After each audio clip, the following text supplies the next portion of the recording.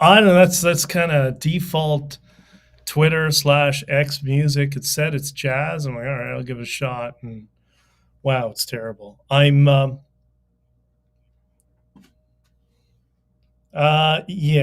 they're not going to get any awards for their music selection or music diction. I'm just, hold on. I'm just adding some. What I'm trying to do right now is I'm trying to simulcast over YouTube and YouTube, Rumble, Facebook, Locals, Twitch, and X as well. This is going to be very much a band-aid version of what could become a visual live stream slash Twitter interaction simultaneously in the future. But not now. Tonight's going to be a little bit of an experiment, but it'll be interesting to see what sort of effects, what I can do with visuals at the same time while we're running the space. Okay. What I'm going to do right now, how the hell am I going to do this? I know how I'm going to do this. Okay, I got to take the earpiece off. I'm going to be playing a video now. Hopefully, it's going to play a video to YouTube as well. This is the YouTube video just to set up kind of everything that's going on, what we're going to be talking about. And I don't know if you have any comments you want to make before I play this video, Ron. Any thoughts or no?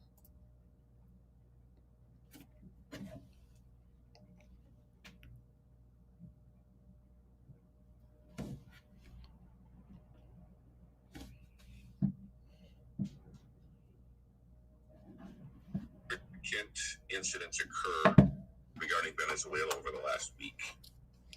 President Trump addressed it. I think everybody heard about the boat that was attributed to 𝐂𝐍𝐉𝐻𝐾 and drug runners being U.S. military, which created a lot of controversy.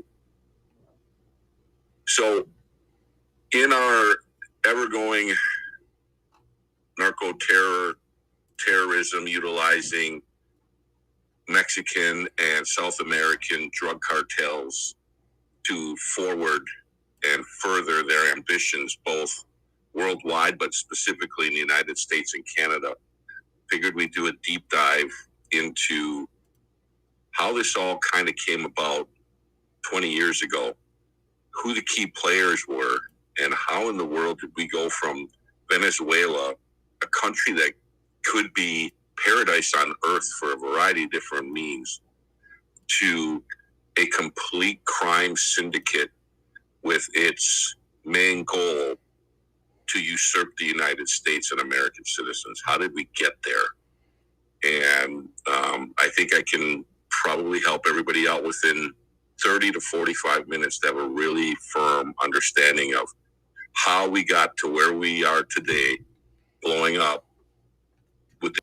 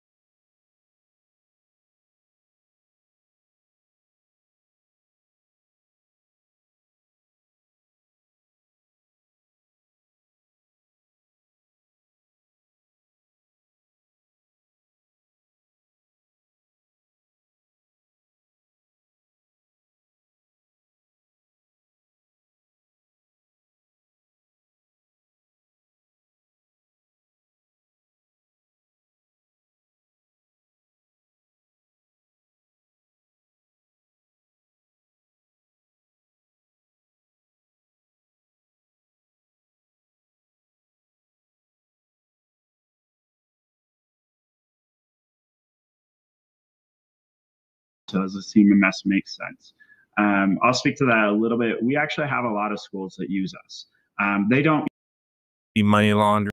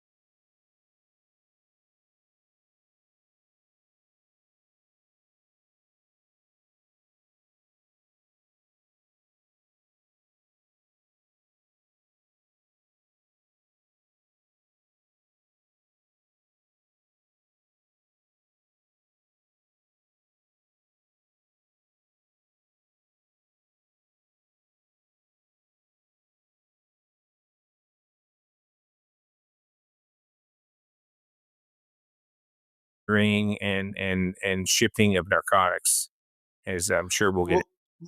Yeah, let me start there. So Cartel de los Soles is not a cartel that has been spoken a lot on this show. I've heard it in passing. We had a couple conversations with others, but what can you tell the audience about this cartel and how it's different from the Mexican cartel or similar? Yeah, a lot of people don't really understand, and when they look at Venezuela now, we have a lot more highlighting of Venezuela with the Tren de Aragua, right? So Tren de Aragua, the gang, they're coming, they're chopping people's fingers off, they're kidnapping, they're killing, doing all these crazy things, right? And people kind of paid attention a little bit to Venezuela. Well, Venezuela is about 1,400 miles off the coast of Florida, okay? Venezuela geopolitically has a very large presence when you look at it macro to micro. Let's go back and come out a little bit. We have Russia, we have China, we have Iran, we have proxies that train inside of Venezuela. We had Venezuela back in the day that was issuing their passport to a variety of people from nefarious action states in the Middle East, for example, right? And they would give background passports, like from infancy with birth certificates all the way through college in a stack and give it to them, and then they get a Venezuelan passport. Well, remember back 20 years ago, 25 years ago, the Venezuelan passport was valuable, right? Now it's not very valuable, but for many, many years it was. And once you get that Venezuelan passport back in, say, 2000, you can go pretty much anywhere you wanted to. So what happened was you started having this crime dynamic within the country, the corruption that kind of bled over with the Hugo Chavez, who then became the president of the country. And he had been in prison because he did a, coup d'etat, and he tried to take the country over, and he was thrown in prison. Fast forward 6 years, what do? They pardon him. He's out in jail, and then he runs for president. He wins. And this is where you start looking at the Cartel de los Soles, because the Chavez regime wanted to take the United States and subvert it in many ways. One of the biggest ways was we're going to flood it with cocaine, we're going to flood it with narcotics, and we're going to, basically destroy the fabric of the United States of America in that aspect, right? Of course, they're going to send spies, they're going to do all this other stuff. But they are positioned in a region of the world in the Western Hemisphere where you have source country for cocaine. You have Colombia right next door. And what's in Colombia? The FARC, right? The armed forces, of Colombia. It's like a little, how can you put it in terms of what we would think in the United States? You have this group that says we're being undermined, kind of like an Antifa, but on steroids. And they want to take over because they feel they're being wronged in the country, and they have to make money. So what do? So many of these criminal groups, they exploit the cocaine trade. And then you have, everything, from all the Colombian cocaine kingpins back in the day with, Javier Pena, Steve Murphy, Chris Feistel, Dave Mitchell, all those DEA agents investigating these big narcos. Come back now again, knowing that you have all these huge cocaine sources in that region. Chavez says to himself, hey, self, I can help them. I can harbor these fugitives of justice, because as they're committing crimes, the Colombian government saying, we're going to arrest them and send them to the United States, right? We've seen this in the movies, when you're looking at all the cartels, they were all facing extradition to the United States. They didn't want that, because in Colombia, they could have, a nice little tennis court, they could have their booze, cable TV, the whole thing, and enjoy life, Nice right? prison. That's the way it was. Well, so in Venezuela, they just pay a little bit of money and they're going to live the good life, right? Under the radar there, and basically under the wing of the Chavez government. So then you start having all these military individuals in the structure of the government becoming involved, because everyone wants a little mordita, a little bit of bite of the apple, right? Because they want to make money. And it evolved into this thing called the Cartel de los Soles, where our generals have, stars, 1, 2, 3, 4, 5, whatever, and then you have colonels and so forth. Well, the generals in Venezuela have little sons, soles, right?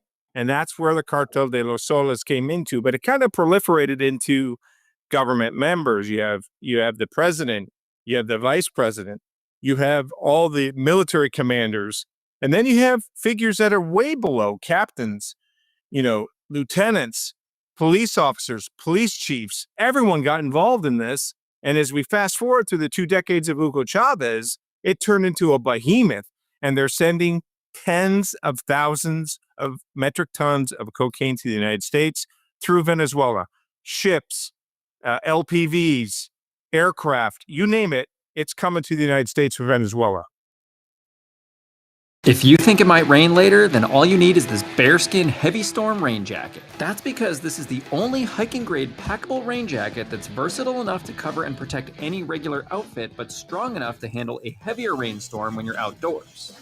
This is the only 5-pocket rain jacket that comes with a 10,000 millimeter heavy storm waterproof rating to keep you 100% dry, wherever you are. Thousands of men around.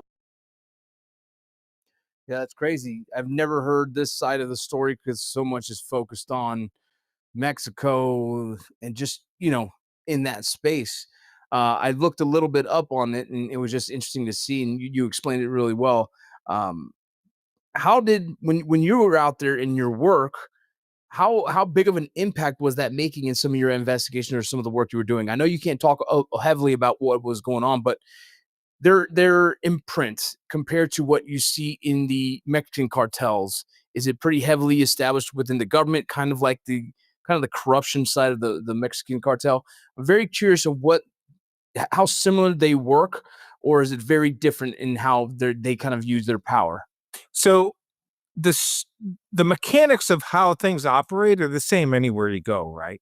You're like, well, are you an SMA on this? Well, yeah, but you know what? Anyone could be. Once you get the model, it's the same model for all of these things, right? In a sense, but we put it in perspective of where they're located, and it's a transit country, okay? They're not producing the cocaine there. They're not doing the labs there per se.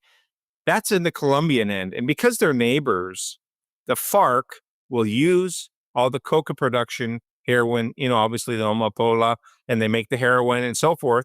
They bring it down the rivers. They use the geography to bring it right to Venezuela. That's where the Venezuelan military will grab it, bring it into Venezuela. Now it's safe. Now you don't have to worry about anything because it's blessed. The Monsignor has said, go forth and multiply, guys. It's not a problem, okay? They bring it in. They arrange the aircraft. They arrange military shipping. You'll have military trucks or police trucks transiting all this dope to where it's got to go in these airstrips. And then you would have thousands of flights a year leaving, or maritime vessels that would take off, right? So the mechanics is pretty much the same for any kind of transit country.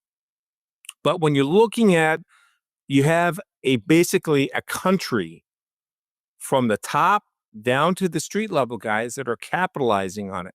And it's kind of similar in a sense when you look at Mexico, right? But they're not our border, right? But Right. Borders are not as stretched as they used to be anymore, because in 2025, it doesn't take much for me to send 4 tons of cocaine to Central America. It doesn't take really that much of a difference from 2015 to 2025 to send it to the Caribbean corridor. We have a compressed border because what's going on, but we've seen this before. Again, the cycles, the sets are all the same. You squeeze the southwest border, what happens? You kind of trend to move it to the Caribbean, right? You have some play in Canada, a very small amount when it comes to fentanyl. You're talking, I think they seized 49 kilos last year. You have less than 1% of all seizure of fentanyl that goes through Canada. But what you have in Canada, and it's important because we have, the border is not just southern border. We're dealing with it all, right? We're dealing north-south, and really, even though we don't have territory per se, we kind of do, but we have east and west because it's all maritime, right? But so Canada is, a first world country that can help us combat, right? Even though they are ill-placed to kind of fight it because they're kind of, I don't want to say weak, but I'm going to say weak, okay? Unfortunately, Canada, they have some great strong points to them, but when it comes to heavy-duty law enforcement, Weak. and what's driving a lot of crime is this expansion of the Mexican cartels into Canada, and the motorcycle clubs and the alliances that are starting to take place up there, right? Okay. But in the scheme of things, Canada is very, very small. It's in an infancy stage of expansion. So now is the time to strike and cut that snake's head off beforehand.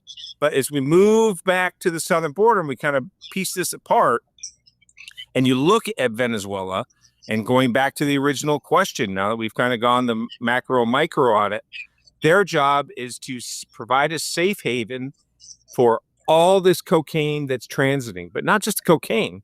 We're talking criminal elements. And that's what was happening when I was down there. My job was to go down there, try to infiltrate into these organizations. And the organizations are the government heads, right? So I'm down there working with generals, meeting with these guys that are going to be indicted or have been indicted. And I have to have a poker face, right? I know what they're doing. I'm trying to gain evidence, right? I'm trying to find fugitives. We arrested 4 CPOTs, which is 4 kingpins when I was down there. So we wanted to eliminate the structure of their safe haven for the criminals. And we wanted to identify how they're transiting the cocaine, where they're transiting it. And third, we want to develop informants. We want to get people that can cooperate, and we want to make cases in the United States. So that's Venezuela's role in this whole thing. That's pretty good. And I hope that answered your question. All right, now I'm going to just switch to the other thing that you wanted me to post, and it's our friend, the Orange Man. Gotta love this guy sometimes. Look at Andrea, please. That's not helping right now.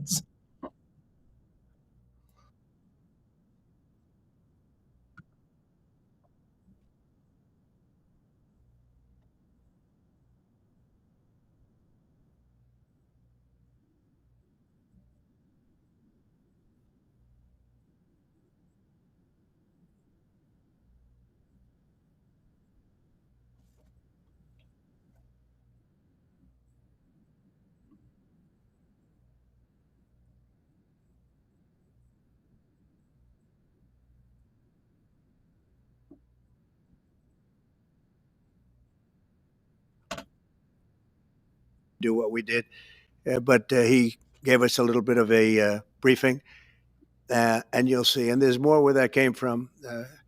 We have a lot of drugs pouring into our country, coming in for a long time, and we just these came out of Venezuela, and coming out very heavily from Venezuela. A lot of things are coming out of Venezuela, so we took it out, and you'll get to see that after this meeting is over. Do you have any questions, please? I just want. Okay. I we think. got from Venezuela. Yeah. How did we get to a narco-terror country? To Donald Trump using SOCOM military forces to take out a drug runner. A lot of controversy. The left is going crazy. They're apoplectic. They're pro-clutching regarding using the military in this aspect. But as we go through tonight, I think you're going to find out there's probably justification here. And there is legal justification to do what was done despite what you're hearing in the media. So I just want to reset before we go into this with, please, number one, go to my profile very quickly because I have 8 slides there. And it's going to be a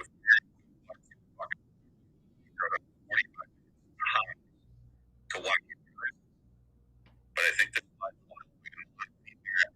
last time I did people on this slide. And I'm very slide an example for the geographic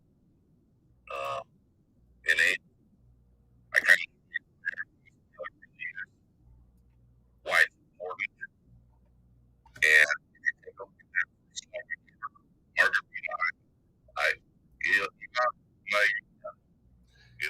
Isla Margarita. Isla Margarita. We got to work on your accent, brother. You're such a good English. So if you can go to your file, take a look at the slide that you want to grab quick and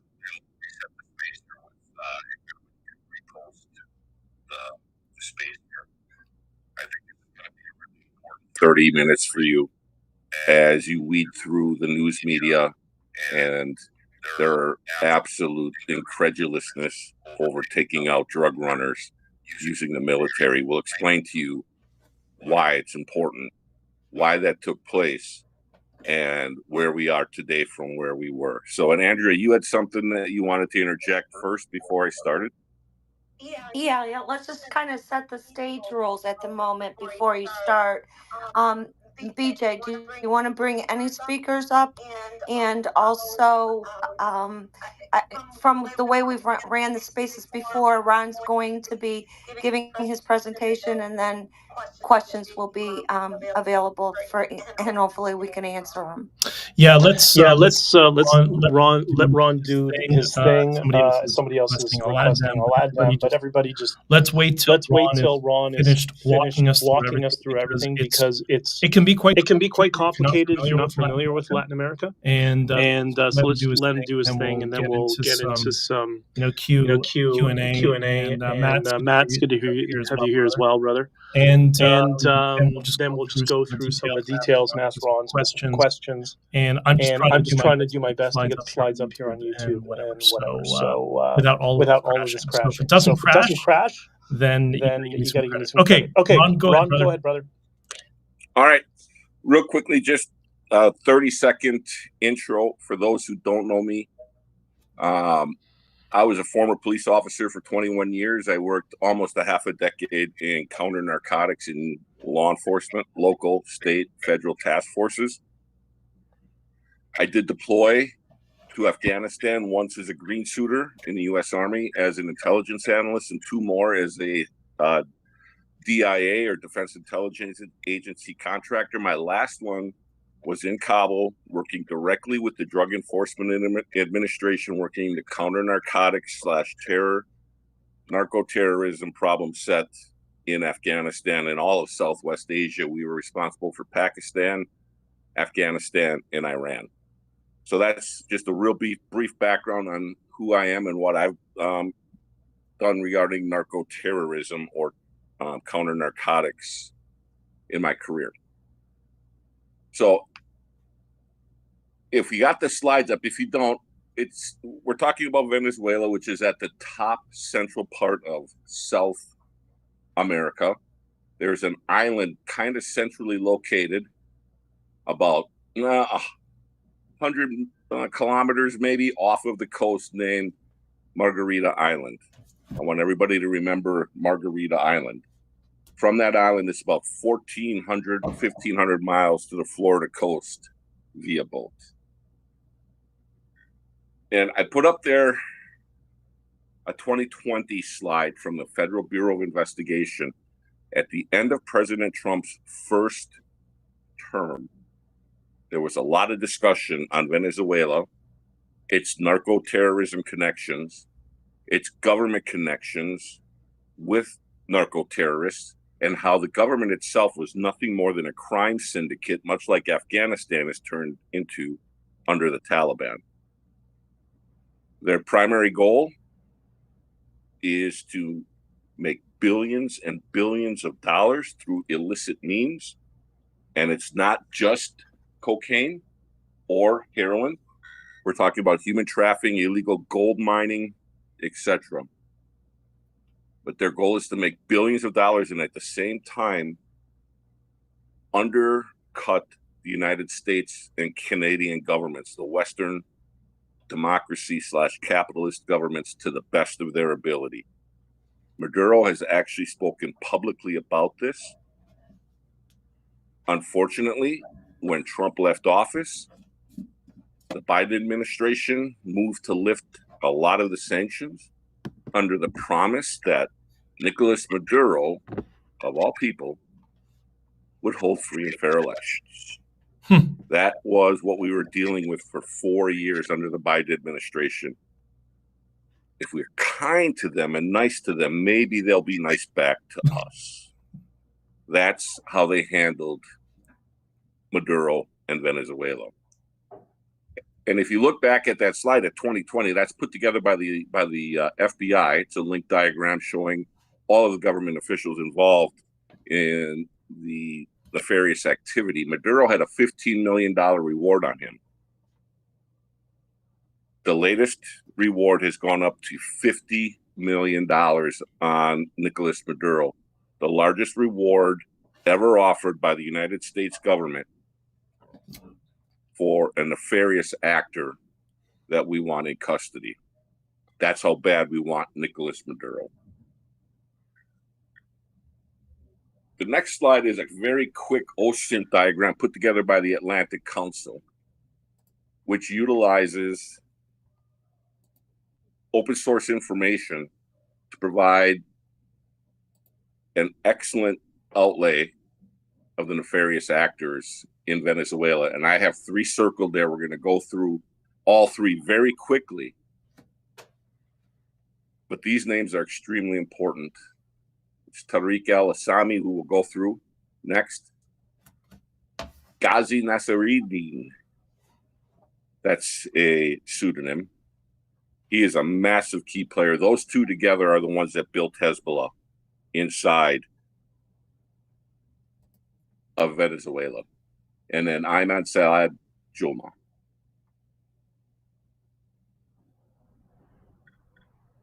Next slide is Tariq Zaidan al-Assami Mata. Sounds like a typical Colombian name or Venezuelan name, right? It's not. This is a man whose mother was Lebanese, father is Syrian. His father was the head of the local Iraqi Ba'athist party in Venezuela after they had moved there. And he had a lot of connects back to the Middle East. He's also an avowed Islamist. He publicly proclaimed bin Laden as the great Mujahideen. Tarek was mentored in college by Hugo Chavez's brother, Aiden, who was a professor in his college. And by the early 2000s, via his father's Middle East connections, became the Venezuelan main point of contact with leaders from Syria, Lebanon, for Hamas and Hezbollah, Jordan, Iran, and Iraq. And he was the Arab reference point for Latin America. He was able to develop a very sophisticated financial network and multi-level networks, criminal terrorist pipeline to bring Islamic militants from the Middle East into Venezuela and then into neighboring countries, and then to elicit funds from Latin America to the Middle East. He got as high as the Minister of Interior for Venezuela between 2008 and 2012, where he was the point of contact for all Middle Eastern extremists. He helped provide Venezuelan IDs, documents, and passports to Hezbollah Lebanese terrorists. Those were used, as we said before, regarding the United States and Canada. They were used for movement into the U.S.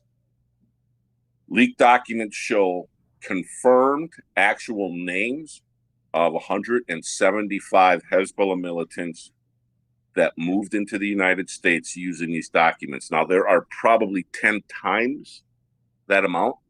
We're probably talking well over 1,000 Hezbollah militants were moved this way, but in one leaked document, they were able to identify 175 names utilizing the fake information, the fake passports to move into the United States for operations. Things went sideways, though. There was a little bit of internal political issues. And in 2023, he disappeared, wasn't found.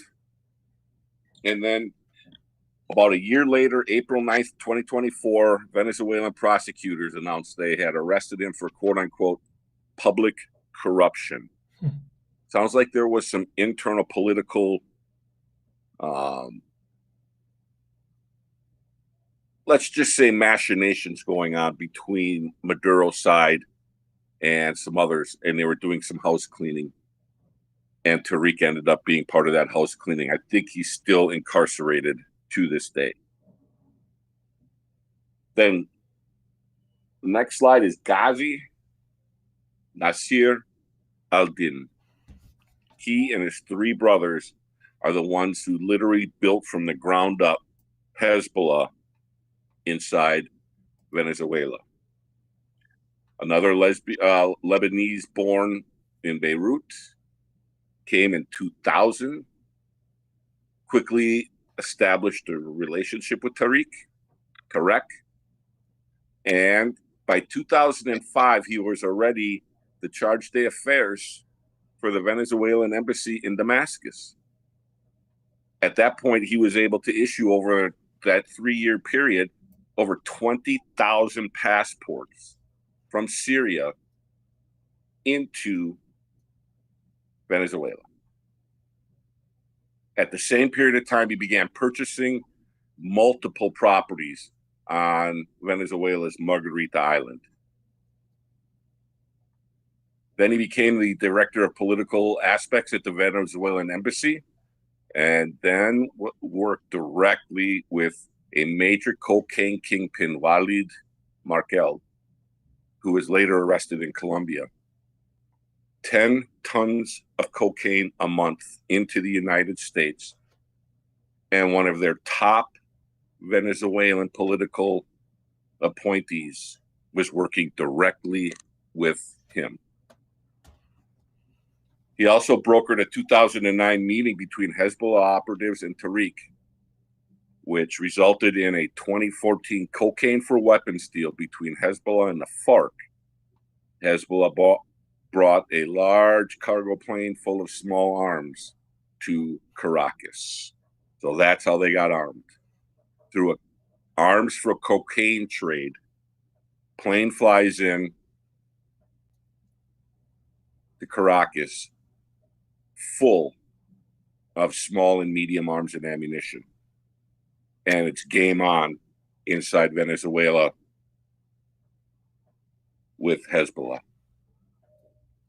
So Ghazi and his 3 brothers built a major foreign stronghold there, using billions of laundered money via the trade of illicit narcotics, the vast majority going to the United States, some going to Canada, and some actually ended up in Europe. Now, the next slide is a little bit complicated, and I'm going to have BJ walk through the most important part here. But a third party named Ron. Which slide are you on? Name the the slide. Because next slide doesn't. Venezuelan money laundering. It is a link diagram that I put together. It's a black background with a lot of different icons and entities. We're only going to talk through a very small portion of it. I only have 4 documents. I don't see them. But okay. I'm just going off your Twitter post. That's all. You have 4 4 slides. Go to the next. Go to the first reply. That's where the next slide begins in that Twitter post. All right. Well, we'll have to organize this different next time. Let me figure it out. Okay, go ahead. Keep talking. Okay. If you check your WhatsApp, I gave you both posts with all. I can't do that with the setup right now. That's the problem. But okay. All right. If you're lost, quick go to my. No. I can't go anywhere. Multiple browsers open, multiple devices. Yep. So don't worry. For everybody else. Yep. For everybody else, if you're lost, please go to the my post where.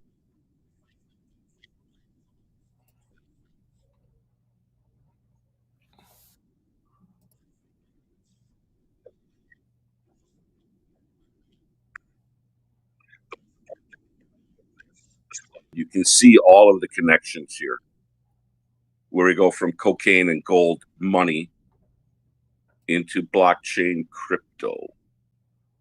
We now have Hezbollah, one of the most powerful terrorist /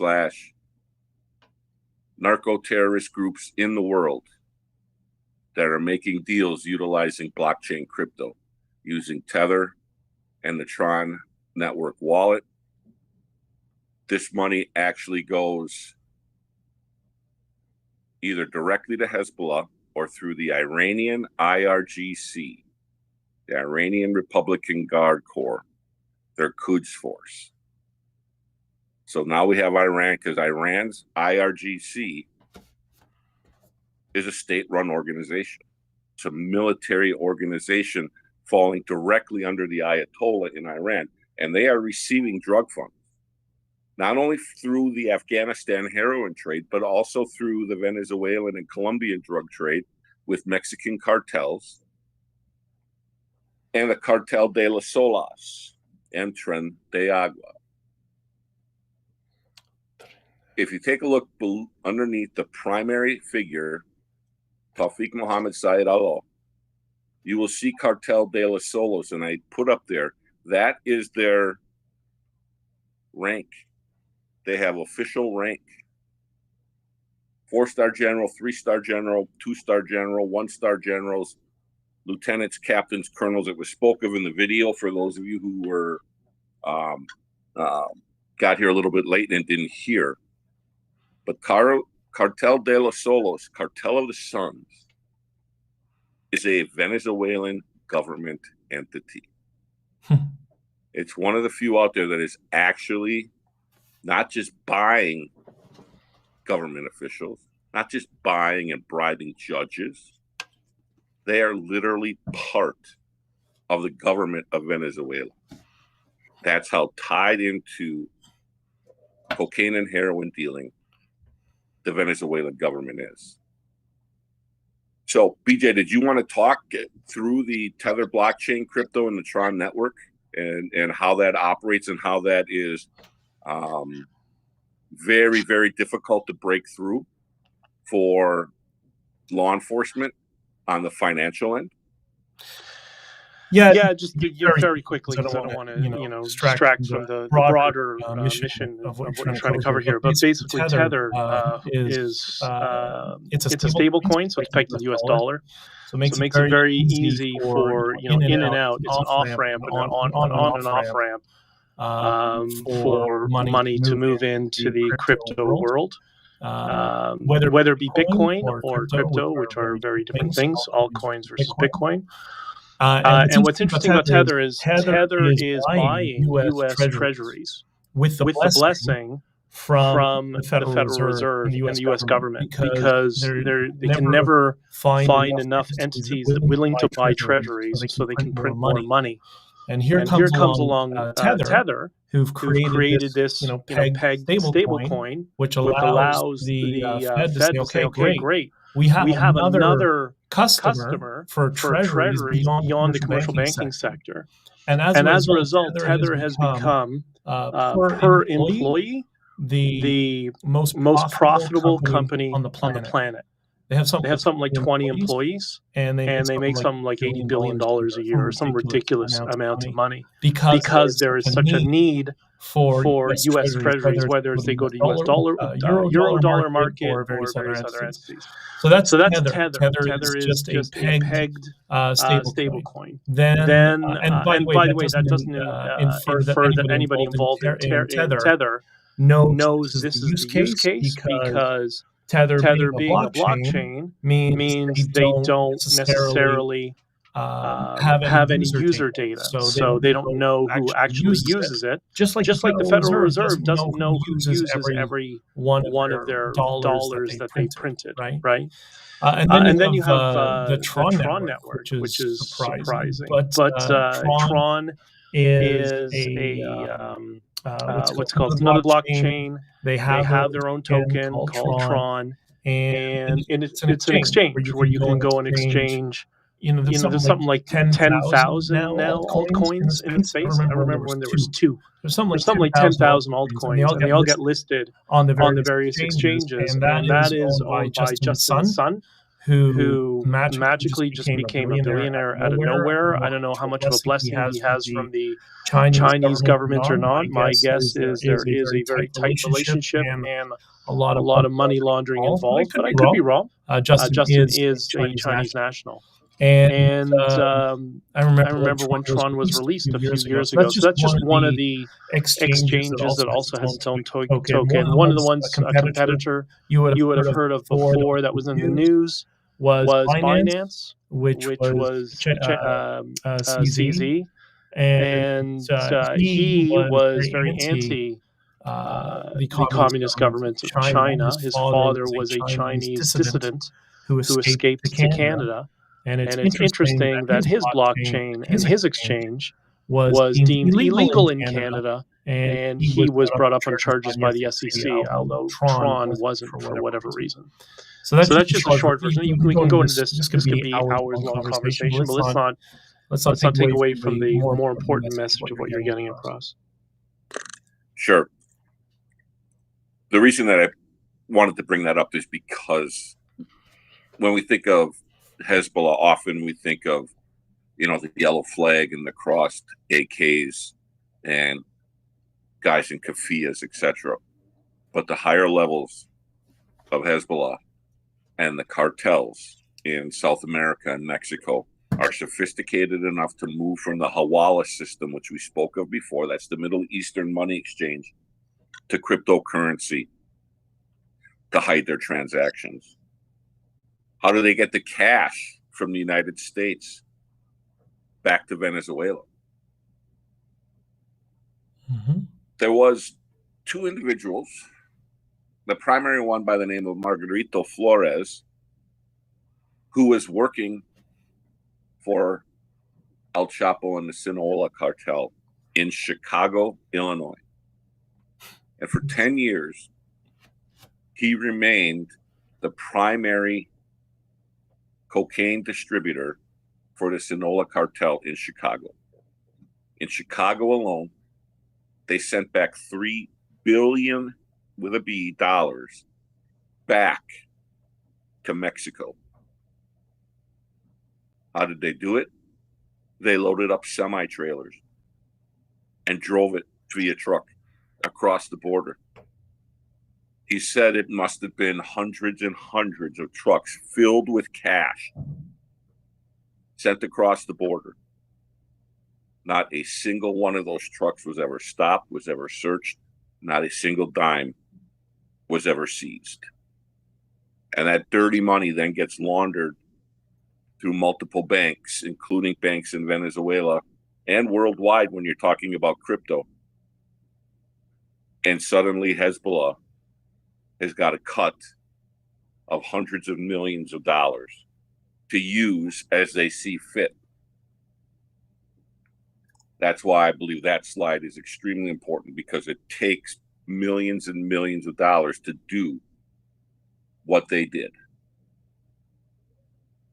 Which brings us to the slide that shows Margarita Island and Ghazi Nasir al-Din, aka Ghazi Nasir-ad-Din. He and his two brothers, again, originally from the Middle East, originally from Beirut, Lebanon, moved into Venezuela.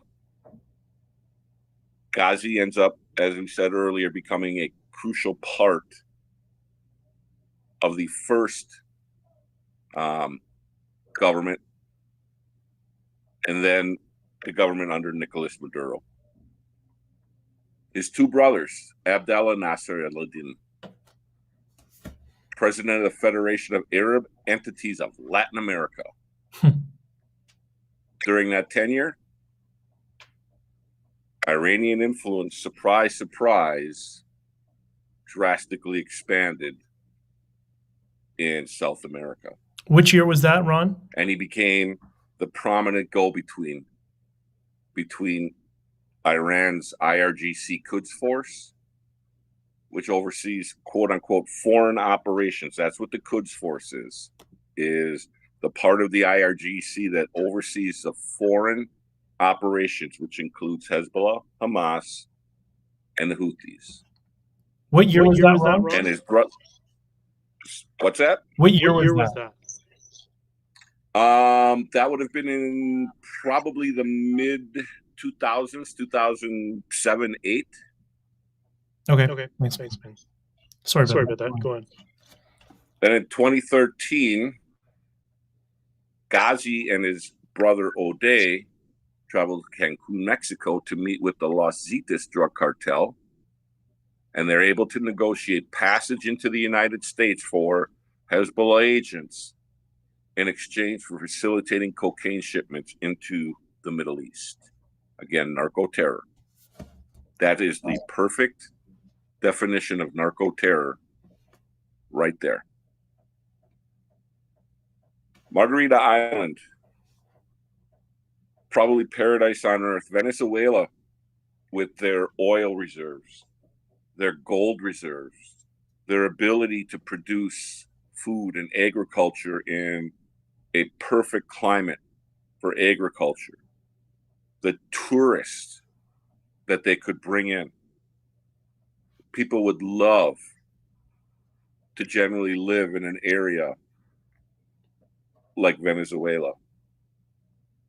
But it has turned into a crime syndicate, mafia don, cocaine, heroin transit point with cartels running the government,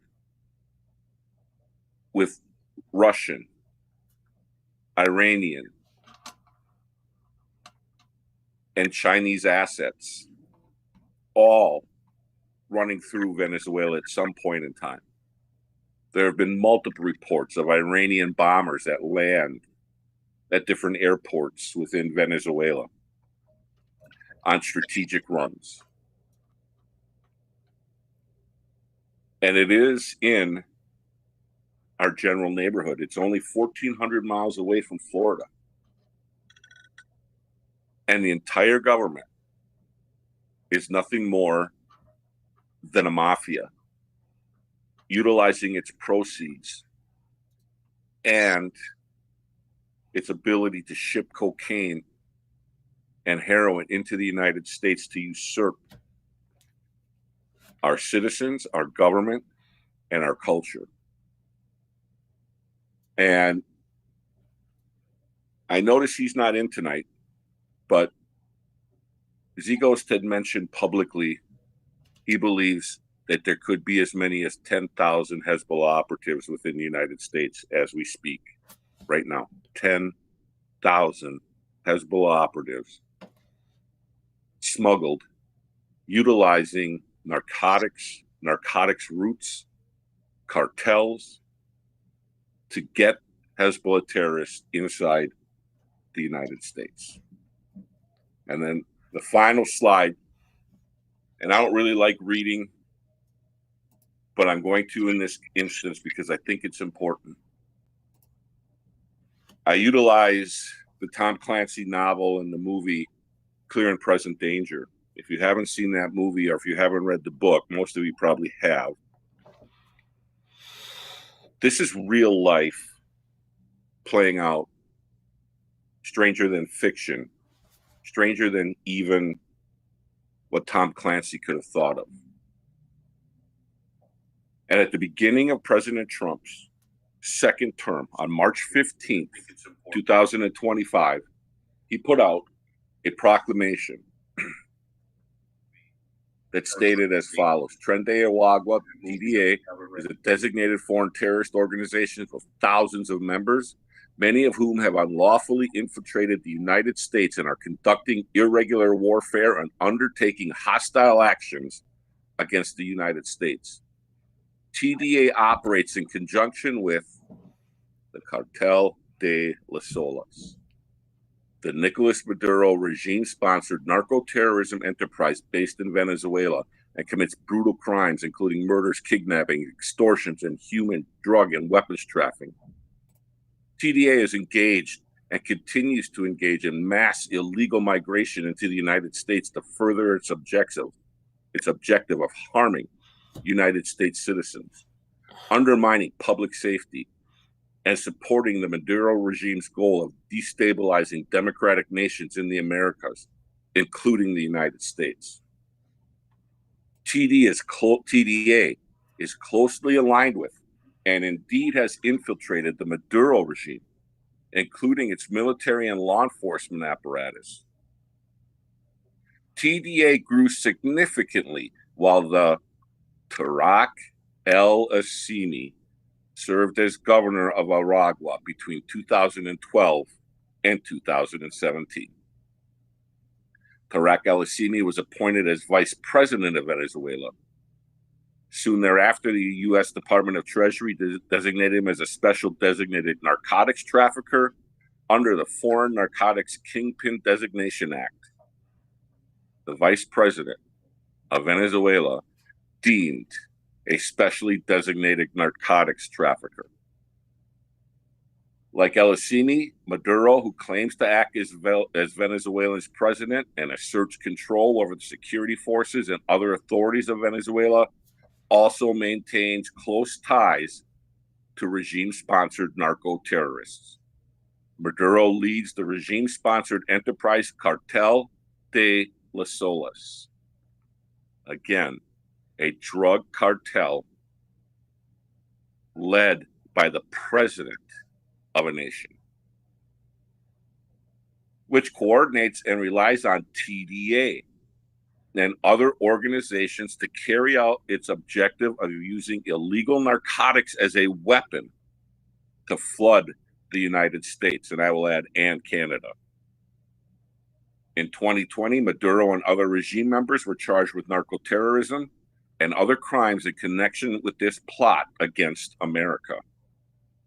Finally, over the years, Venezuelan national and local authorities have ceded even greater control over their territories to transnational criminal organizations, including TDA.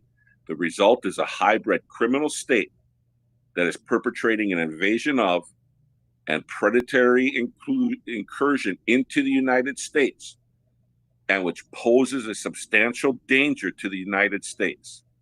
Indeed, in December 2024, Interpol Washington confirmed Tren de Aragua has emerged as a significant threat to the United States as it infiltrates migration and flows from Venezuela. In other words, Venezuela, Nicolas Maduro, Tren de Aragua, Cartel de los Soles, and everybody else mentioned presents a, quote, clear and present danger to the security of the United States of America. And it is under that premise in which that boat was attacked earlier this week and sunk. So that's the presentation. That gives you a background of where we got to where we are today. I don't know how many people actually read that invocation of the Alien Enemies Act regarding the invasion of the United States by Tren de Aragua. Again, it goes back to March 15th, and most Americans can't remember what they had for lunch, much less back to March 15th. But that was setting the stage. That was putting it out there. Clear and present danger.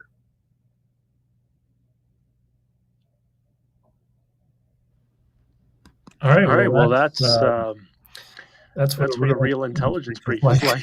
well done.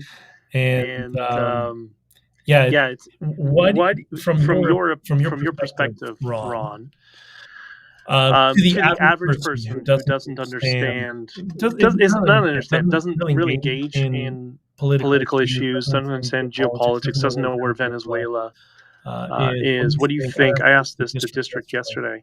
What's the number one thing you would tell people why this is of vital importance and a security risk to the United States? Like, how does it affect them directly? Is it just instability, or increase in organized crime, increase in kidnappings, terrorist activities? Like, what's the number one thing in your opinion? I think there's very few people on this stage listening in who will listen in later, or anybody in the United States of America that hasn't been touched by either cocaine, heroin, or fentanyl in some way, shape, or form, whether it's family members or friends or coworkers who have been addicted, people that they know that have overdosed, individuals that have absolutely ruined their life because once they get addicted to much of this, they absolutely have to hit rock bottom. There's only 3 ways out of addiction. That's prison, death, or rock bottom. So at the very core, at the very bottom of all of this, virtually every single American has been touched by narco-terrorism in some way, shape, or form. And if you move up the chain, it fuels. It's fuel. It's providing money to Islamic extremists who have no problem despite what they say with the Quran and the use of drugs and the sale of drugs and the production of drugs, have no problem sidling up to a group of individuals, cartel, narco traffickers, government officials, who are willing to use whatever means necessary to further their own agendas. And when those work together, they will work together themselves. The enemy of my enemy is my friend. And then finally, hang on, Andrea. And then finally, the infiltration, not just of massive street gang members. I mean, we remember the Colorado Springs story of Tren de Aragua taking over an entire apartment complex by force, walking around with AK-47s. We saw the video, and the Democrats underplaying it. That's just one apartment complex. I think you remember when Vice President J.D. Vance was on Meet the Press, and he shook his head, and he goes, Andrea, I can't believe what I'm hearing.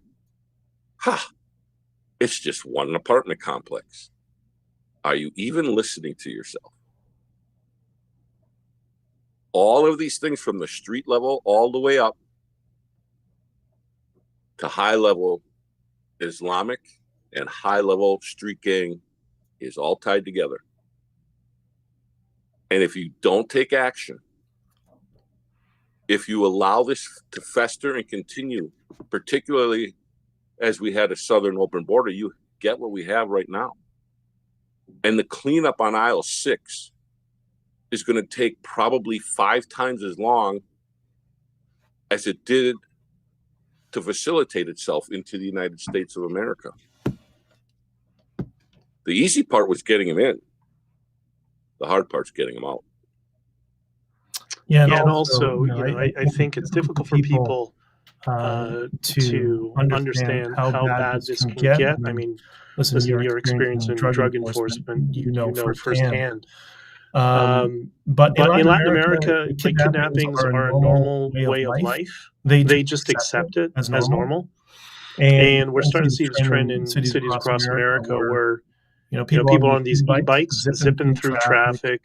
And I get really concerned when I see them covered all in black and their faces covered in black as well, because that's how they execute people in Latin America. And one of the times I was in Colombia in recent years, we were at an intersection in one of the better neighborhoods of the city, and 3 or 4 cars ahead of us. What do we hear? We hear a motorcycle. They were dirt bikes. Drives between the cars, pulls up to the guy at the red light, pulls out a gun, bang, bang, bang, and then drives off. That's how they execute people. And it's almost like they're building the infrastructure here. Except here there are Uber Eats delivery boys, but it's really kind of freaky. And I don't have one friend in Latin America, not one. I have a lot of friends in Colombia. Not one of them doesn't have a sibling, aunt, uncle, a cousin who wasn't executed by the drug cartels when they were controlling the country. Now, thank God, there's not really any Colombian drug cartels. They're all Mexican, and they're running Colombia's drug trade as well. And something that was just sent to me by a contact of mine in Mexico was 𝐿𝐶hapo's son. I'm sure you all know who 𝐿𝐶hapo is if you've been following kind of drug trade, what's been going on. 𝐿𝐶hapo's son was very close, or is very close with Nicolas Maduro. And apparently, between the two of them, that's how they brought Hezbollah into the fold of the international drug trade. So through the Sinaloa cartel.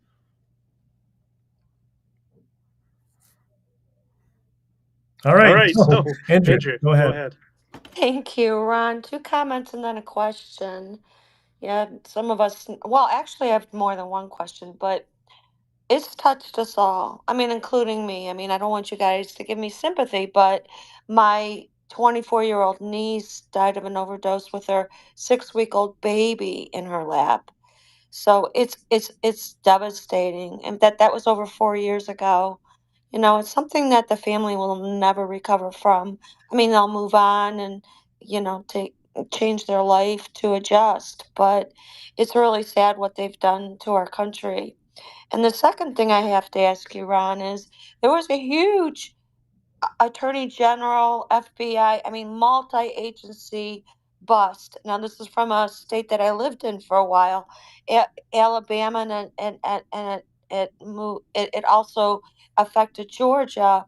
The Hyundai plant was busted, and I've watched this for years and years and years. This is not the first time. They were busted for criminal activity, working with the unemployment agencies, subcontractors of subcontractors of subcontractors, employing individuals, you know, as young as 12 years old and working 10, 12-hour shifts, third shift, just to pay the cartels. So, based on what I just said, you know, do you think this big bust in Alabama is connected to what we just discussed tonight as far as the drug cartels funding the Hezbollah in Venezuela? So this week, there were other stories that came out from the Department of Justice, DEA, FBI, including 171 cartel members in New England alone were arrested this week, all tied to the Sinaloa cartel. Also, the Sinaloa cartel was tied into the largest precursor chemical bust on the high seas. They actually intercepted the ship. These were precursors for meth. 420,000 pounds of methamphetamine could have been produced by these precursor chemicals. 420,000 pounds. That's 42 metric tons, I believe. That, along with what you're talking about at the Hyundai plant, we are seeing multiple cartels utilizing multiple facilitation routes. As BJ just said, El Chapo's son and Maduro are good friends. Maduro has signed agreements with Iran and Russia and China for decades-long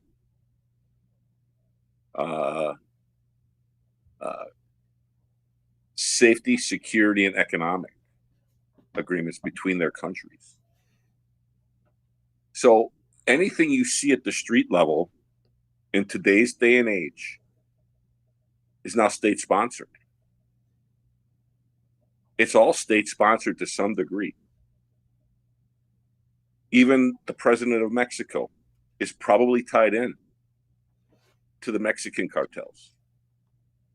The amount of money that the Mexican cartels are able to generate utilizing Europe, Canada, and the United States as customers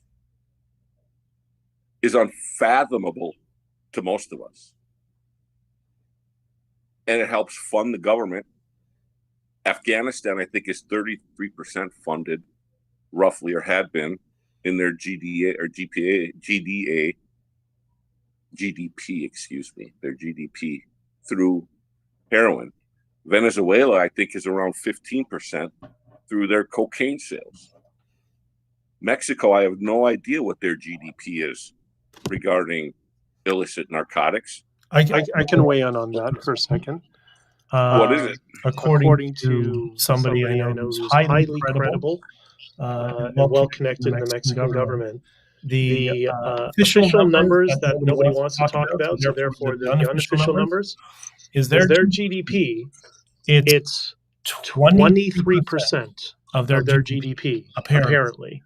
is attributed to the narco industry. 23%. And Mexico, in terms of Latin America, is an economic powerhouse. When you're in Latin America, they see it almost like the Spanish America. It's very significant when you're there.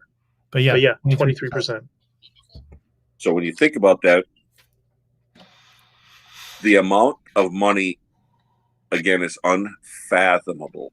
And it is overseen directly in Maduro's case, directly in the Taliban's case, perhaps indirectly through Mexico and Colombia. But this is all state-sponsored narco-terrorism now. Every single overdose is on the hands of these mafia-style run governments around the world. Every single one of them. This is no longer El Chapo or the Medellin cartels. These are the highest levels of government, world leaders that are now involved in it, all to make money and undermine the U.S. So, Andrea, I don't want to sound conspiratorialist, but it's all connected, either directly or indirectly. Yeah, and that's just one location. I mean, it's mind-boggling, isn't it, Ron? They arrested around 500 people in the raid in Alabama in the Hyundai plant. It's mind-boggling. That's crazy. Okay, let's go to District, since he's somewhat in the, shall we say, industry, and then we'll go to everybody else. What's up, District? How are you, brother? Yeah, thank you. Thank you for that, and thank you for inviting me to co-host tonight. That was a surprise. But yeah, Ron brought up a very good point. We talked about this in the space last night as well, and that's that this concept of clear and present danger to the United States. So before joining the space tonight, I ran some CDC numbers going back the last 10 years. And these are on all drug deaths in the United States, 2014 to 2024. So you're looking at one decade. So back in 2014, there were a total of 47,000 deaths.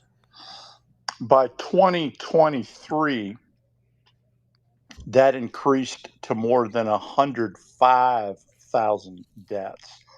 So you have a doubling or more of deaths in 10 years. Now, for your listeners who might not know me, I'm an analyst. I worked in government for 35 years. I live and I work here in Washington, D.C. And I previously worked the street in public safety. So my time in public safety on the street was roughly the same time probably as Ron's, which was from the late 80s to the mid 1990s. So, I've seen all this firsthand, thousands of cases about the effect of drugs, on people. So when you just look at the number of deaths, that's nothing compared to the number of people who don't die. So, you got to multiply that by 10 or more. And then you got to look at the downstream effect. Here in the United States, drugs are so permeated through the country that it doesn't matter how old you are. It doesn't matter what sex you are. It doesn't matter what race you are. It doesn't matter where you live. It can be a big city or a small town. All of them are equally affected by these illicit drugs. And I mean, you're talking mostly fentanyl. Fentanyl is the number one killer of illegal drugs of people now in the United States. The real problem with fentanyl is that the chemical composition of the fentanyl drugs that are being distributed changes sometimes on a monthly basis. So, I look at autopsy data every day. And if you jump back just a couple of years, you would see one chemical composition of fentanyl that was less lethal. And if you started looking at what's now being sold on the street, it is much more lethal. So, what they try to do in chemical composition is they try to increase the effective drug in the same size packet. So, what happens is that people actually get higher and then actually become more addicted to the drug because that sells more product. So it's always in their best interest to do that, and of course that just increases the total distribution of drugs. Um, the other thing I would say, and we talked about this a little bit in the space the other night or last Friday night, is how these drugs get into the United States, and Ron talked about this a little bit at length.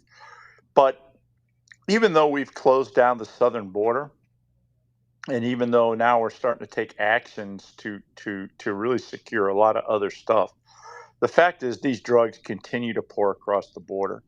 So they're coming in from not only land transit through vehicles and other means, quite probably tunnels deep underground, but they're also being shipped. So they're being landed at ports, and of course they're being landed at ports in Canada and other areas.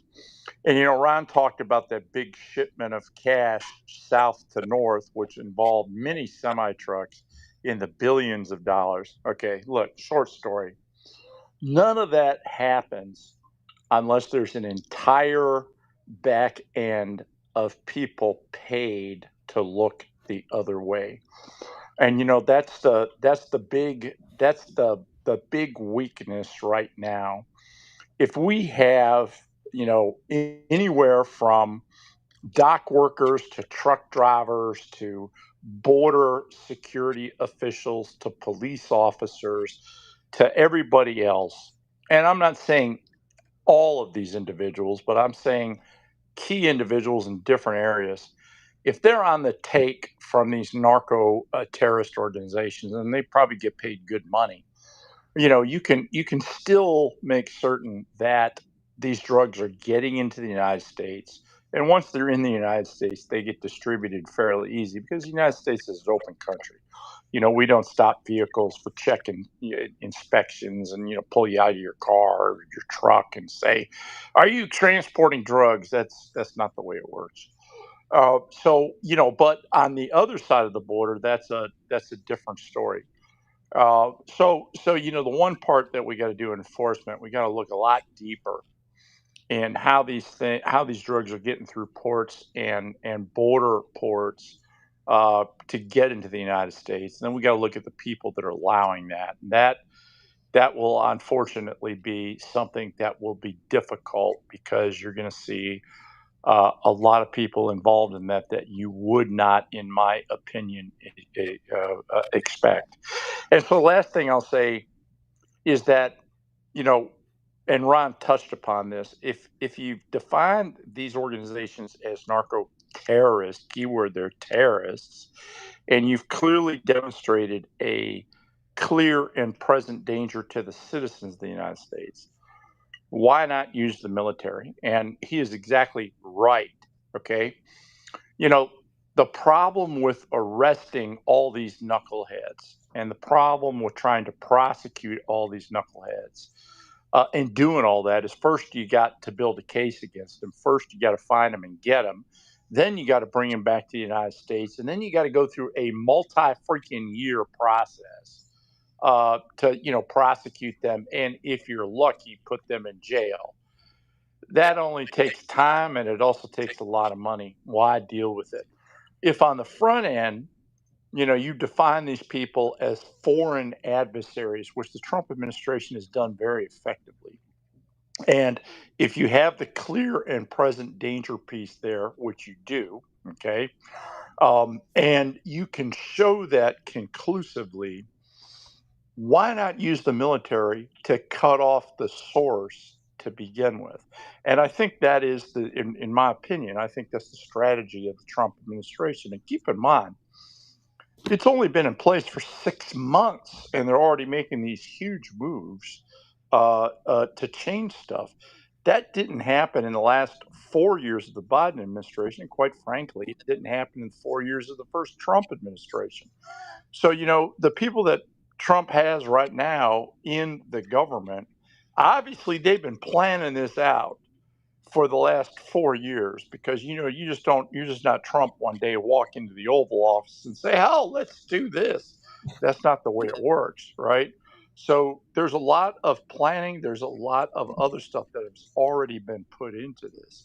And I think you're starting to see the results, and I believe, my opinion, you'll start seeing a lot more results over the next 6 months. So we'll see what happens. But thank you, BJ. I appreciate it. No, thank you. I just wanted to Go ahead, to comment on the last part that District talked about. One of the reasons, and probably the primary reason for that kinetic attack on that speedboat crossing and let's be clear, this wasn't some offhanded shoot from the hip kind of situation.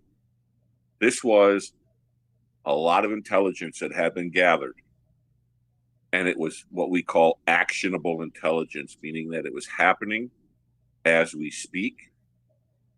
We could identify who that boat belonged to and what was inside that boat via an all-source analyst using 𝐓𝐇𝐈𝐒, other collection, to put together what we would call a targeting package on that boat.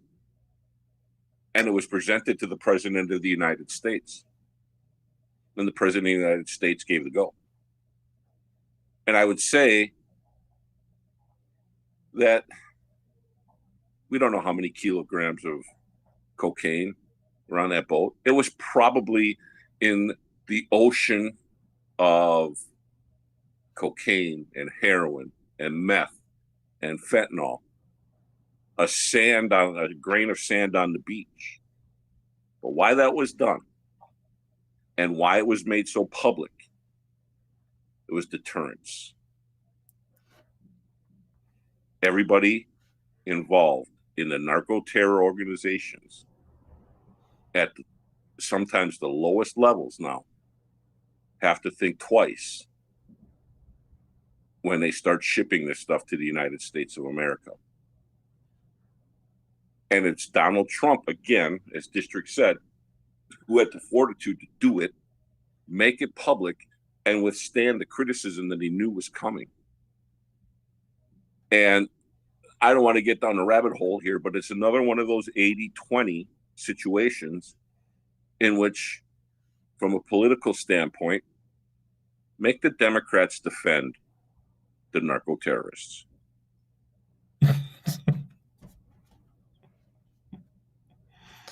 And they did. All right. All right. I think Deborah, you were the first one on stage, and then we'll go to Timmy, and then Fred, and then Pat, and then Cannabis. All right. All right. So go ahead, Deborah. BJ, thank you so much. This is a great space.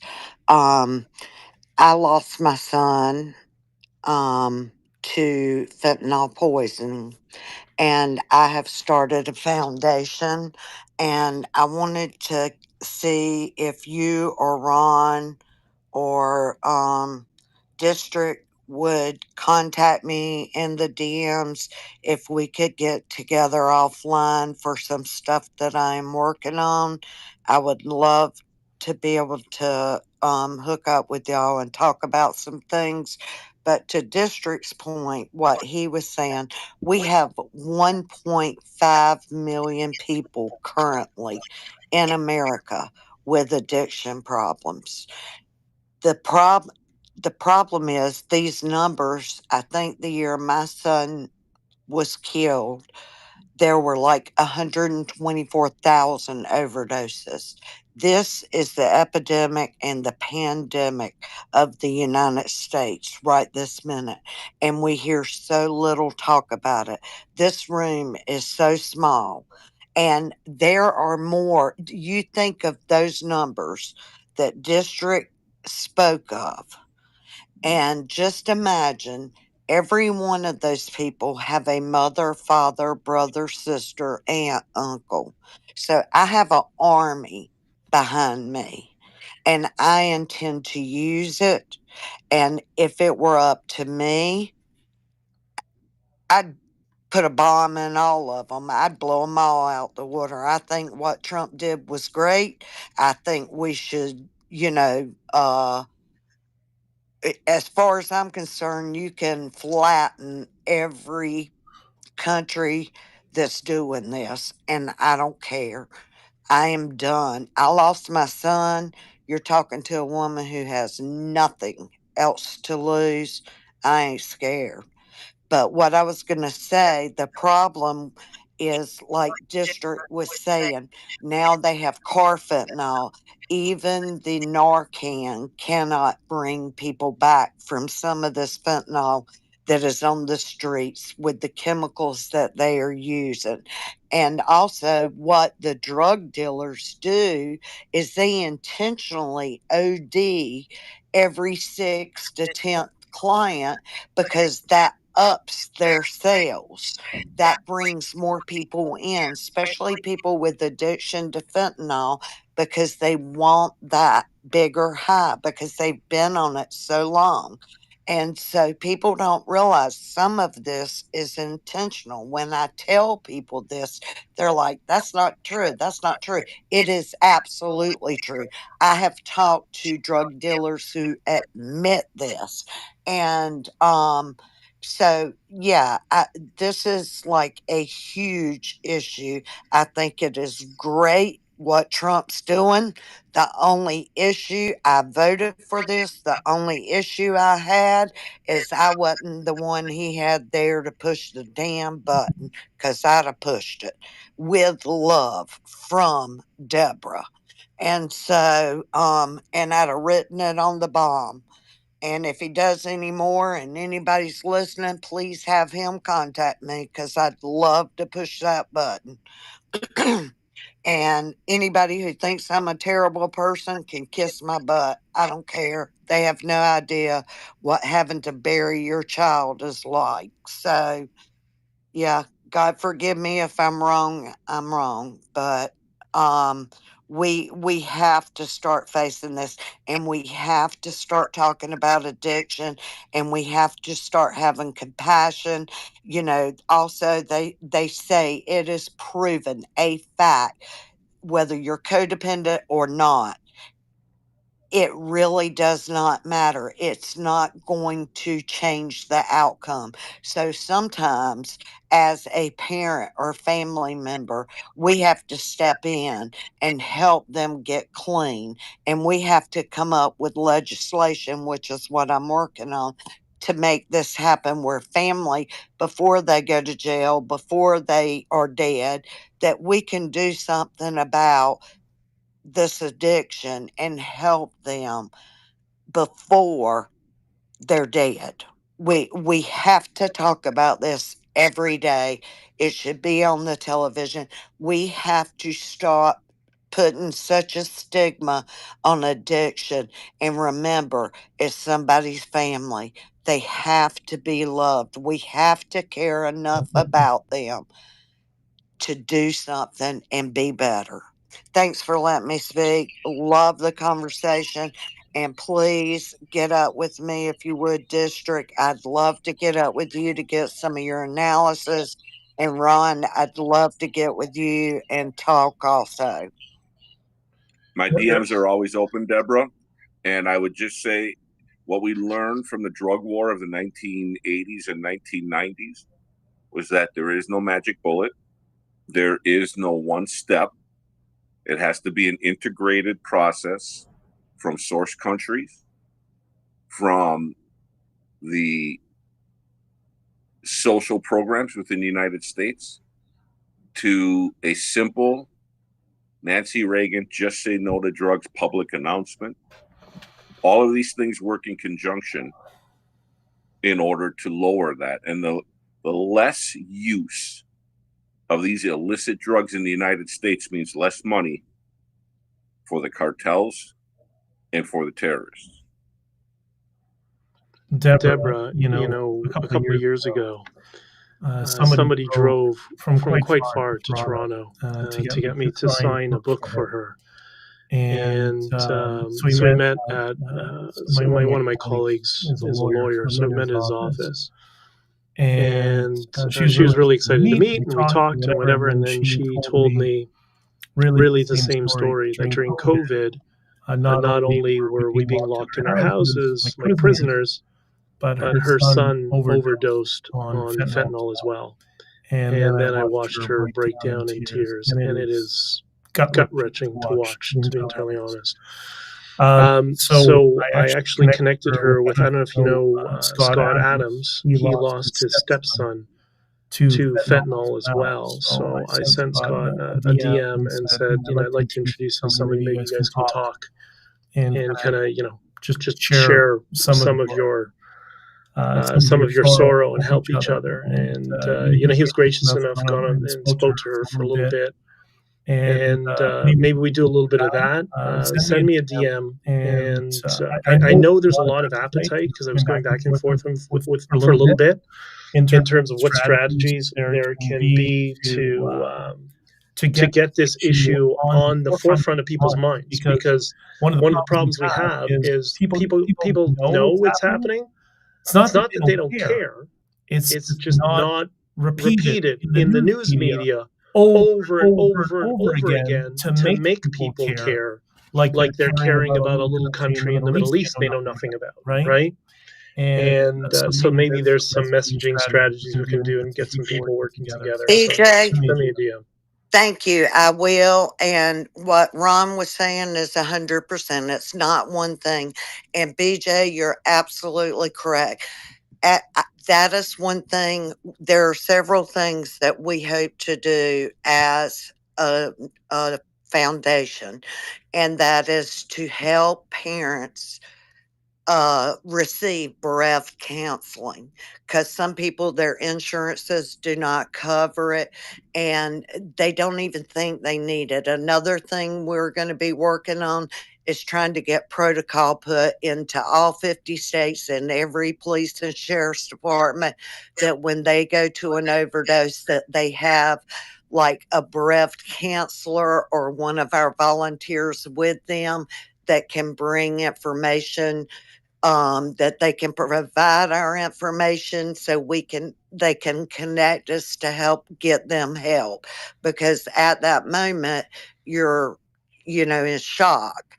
And so we will be doing those things. I am working on legislation in my state right now. I've been drawing it up, working with drug court and a judge and the legislators in my state. And I almost have that bill ready, and we are working on my website right now. But the other thing that we are going to be working on, because something that does not exist is a community. Most of your treatment facilities are in the middle of Cracktown. They can walk out the door and get drugs. We want to work on building communities across the United States that encompass the medical part, the community part, and we're going to be coming out with a layout of that will have like equine therapy and different things. So we, as a nonprofit, will be working on a lot of this. We will need volunteers, and so I will DM with you. We will get together. And when I get my website finished, I just met with the guy this week for it. I'll get that to you. And when you guys are having these spaces, if you could put it up so we can get volunteers and stuff we also want to be a resource for every county in every state. That's what we want our website to be, where people can go to either find out about treatment or bereft counseling or legislation, whatever it may be. So I would love to connect. Like I said, just DM me and I will give you my phone number and we can talk. But I really appreciate you giving me time. And thank you for having this space tonight. That's great. And thank you, Deborah. And I'm very sorry to hear that. Nobody should bury their child. Okay, Timmy, go ahead, brother. Hey, thanks, BJ.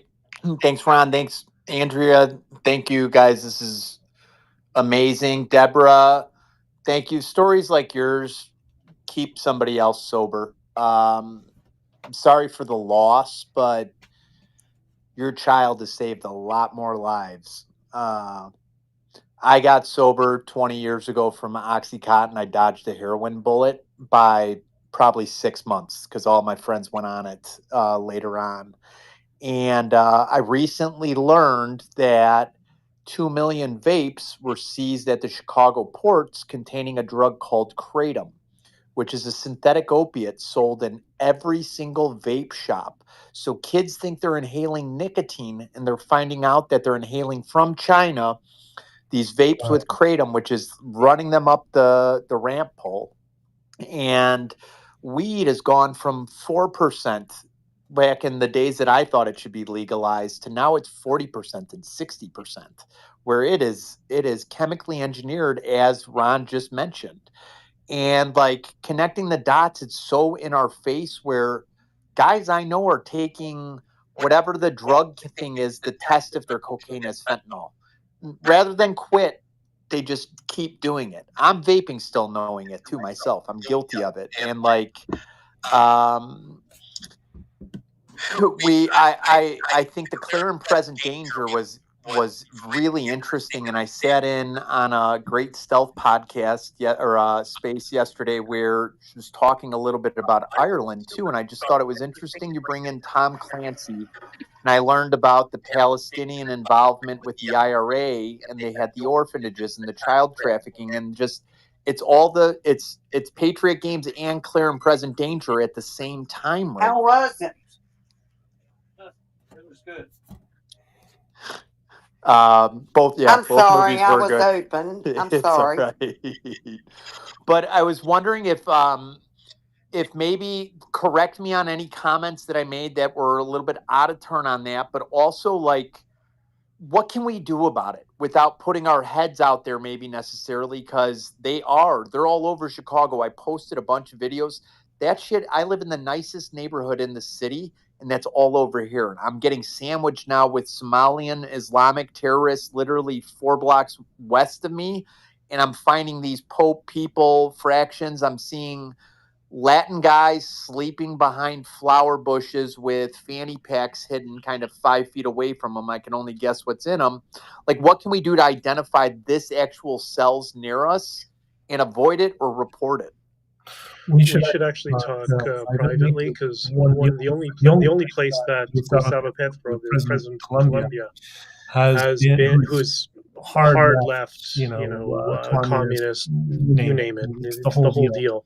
The only place he's gone in the United States officially was to Chicago to meet with the Islamic groups there, according to some of my contacts in Colombia. So we should talk privately about that. I want to ask you, especially when you say there's Latin people there, we should talk. You don't speak Spanish, do you, Timmy? No, not at all. Okay. All right. So then, and there's other things too where we have corporate connections to Mexico here too, from the executive level, and it connects with the NGOs also, where like we're watching it. That's ways for them to launder money through construction, just like the mafia of all the LGBTQ church. Sorry, I'm going down the rabbit hole on that. Yeah, but that's also more related to human trafficking, which is a completely other file. That's tangentially related. We'll talk about that. Okay, but I guess, can you, Ron, just speak? Am I out of turn, or do you think it is kind of clear and present and Patriot games at the same time? Yeah, I can't speak to the Irish part of that. I'm not tracking that. But you asked, what can we do? We hear that all the time. And I think people say that with passion in their hearts, and they really have a want and a desire to help, change the world. But the way to change your world is to change your neighborhood. And if you're seeing the things that you're seeing, you need to get involved at a local level, because that's where it starts. I'll give you two quick law enforcement stories. I had just a citizen call me up while I was working on one of these task forces in a smaller city here, while I was working on one of the task forces, and said they had noticed a lot of car traffic in and out of their neighbor across the street. And it was like 5-minute stops in and out, oftentimes with one or two other people in the car that would stay in the car. And he thought, it's odd, it could be drug related. Well, I got the address, and I asked him if he had the ability to get plate numbers and car types. He said, yeah, I could do that. I said, just get a notebook. Every time a car stops by for 5 minutes, write down the plate number, how many people are in the car, the type of car, etc. Within a month, I had over 50. And we ran the plate numbers, and the vast majority of them came back with some sort of drug history. That allowed me to get a search warrant. And we hit that house, and we came up with 2 pounds of marijuana and a quarter key of cocaine inside the house, which is a big deal for these smaller cities. And that has a chilling effect in your neighborhood for drug dealers. They don't like that. Start a neighborhood watch. Take care of your neighborhood first. Because if you do your neighborhood and it works, one of my best friends, a guy by the name of Officer Preby, you can take a look at this.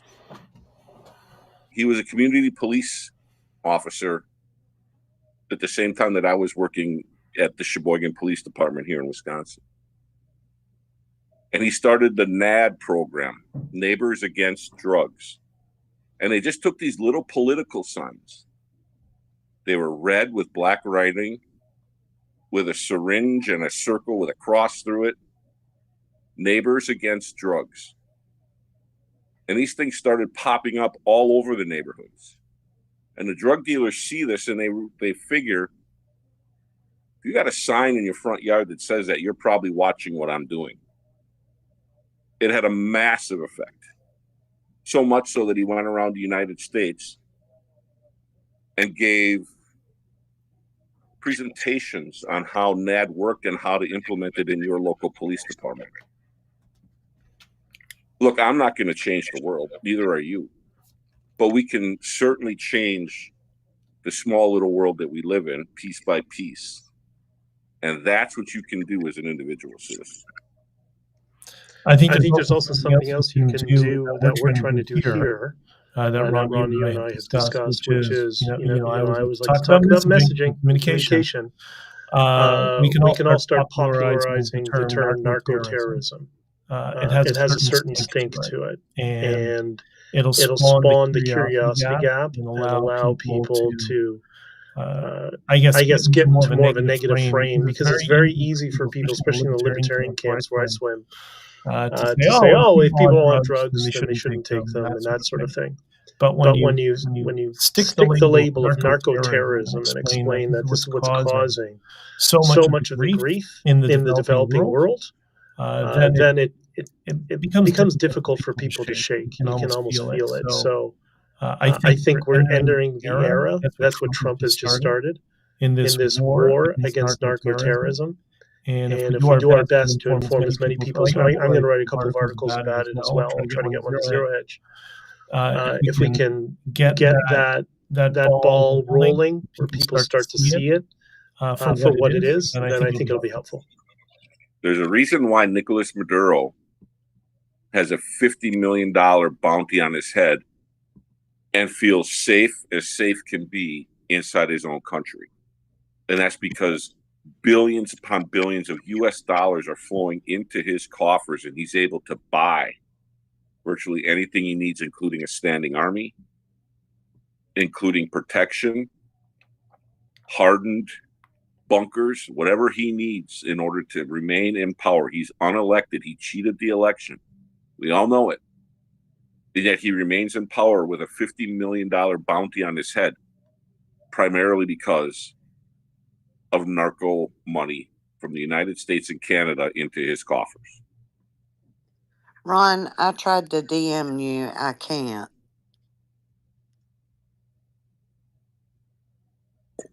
All right, I'll DM you after the space, Deborah. Thank you. Okay, next, Fred, what's up, brother? Hey, good evening, everybody. Difficult conversation tonight. Certainly enlightening, frustrating. Certainly support everything that Donald Trump is trying to accomplish in the administration. I don't know that you will be able to drone the cartels into oblivion. I don't know that the war on drugs will be successful in as much as it will quell the thirst for drugs in the United States at all. Please understand, I live in New Jersey. By the way, I've been there. Heroin was my best friend. May 16th, 1985 is a day I will remember as the last day I ever used narcotics or drugs. That said, so I'm not coming from this from a, Mr. Skeptical who's never been there before. But we live in a society where there are just marijuana dispensaries on every corner in New Jersey. I could walk to 2 different ones from my house. There are liquor stores all over. The drugs that are distributed by our doctors to make us feel better, be it mood-altering drugs for depression or because you're hyper active in school. This society has been built, unfortunately, in taking something to make things go away. I certainly hope that Donald Trump and future administrations are as successful as possible in killing all of these people and making sure that as little of this comes into the country as possible. I don't know if it'll be successful, but I certainly can hope that it'll be successful. It hasn't been successful.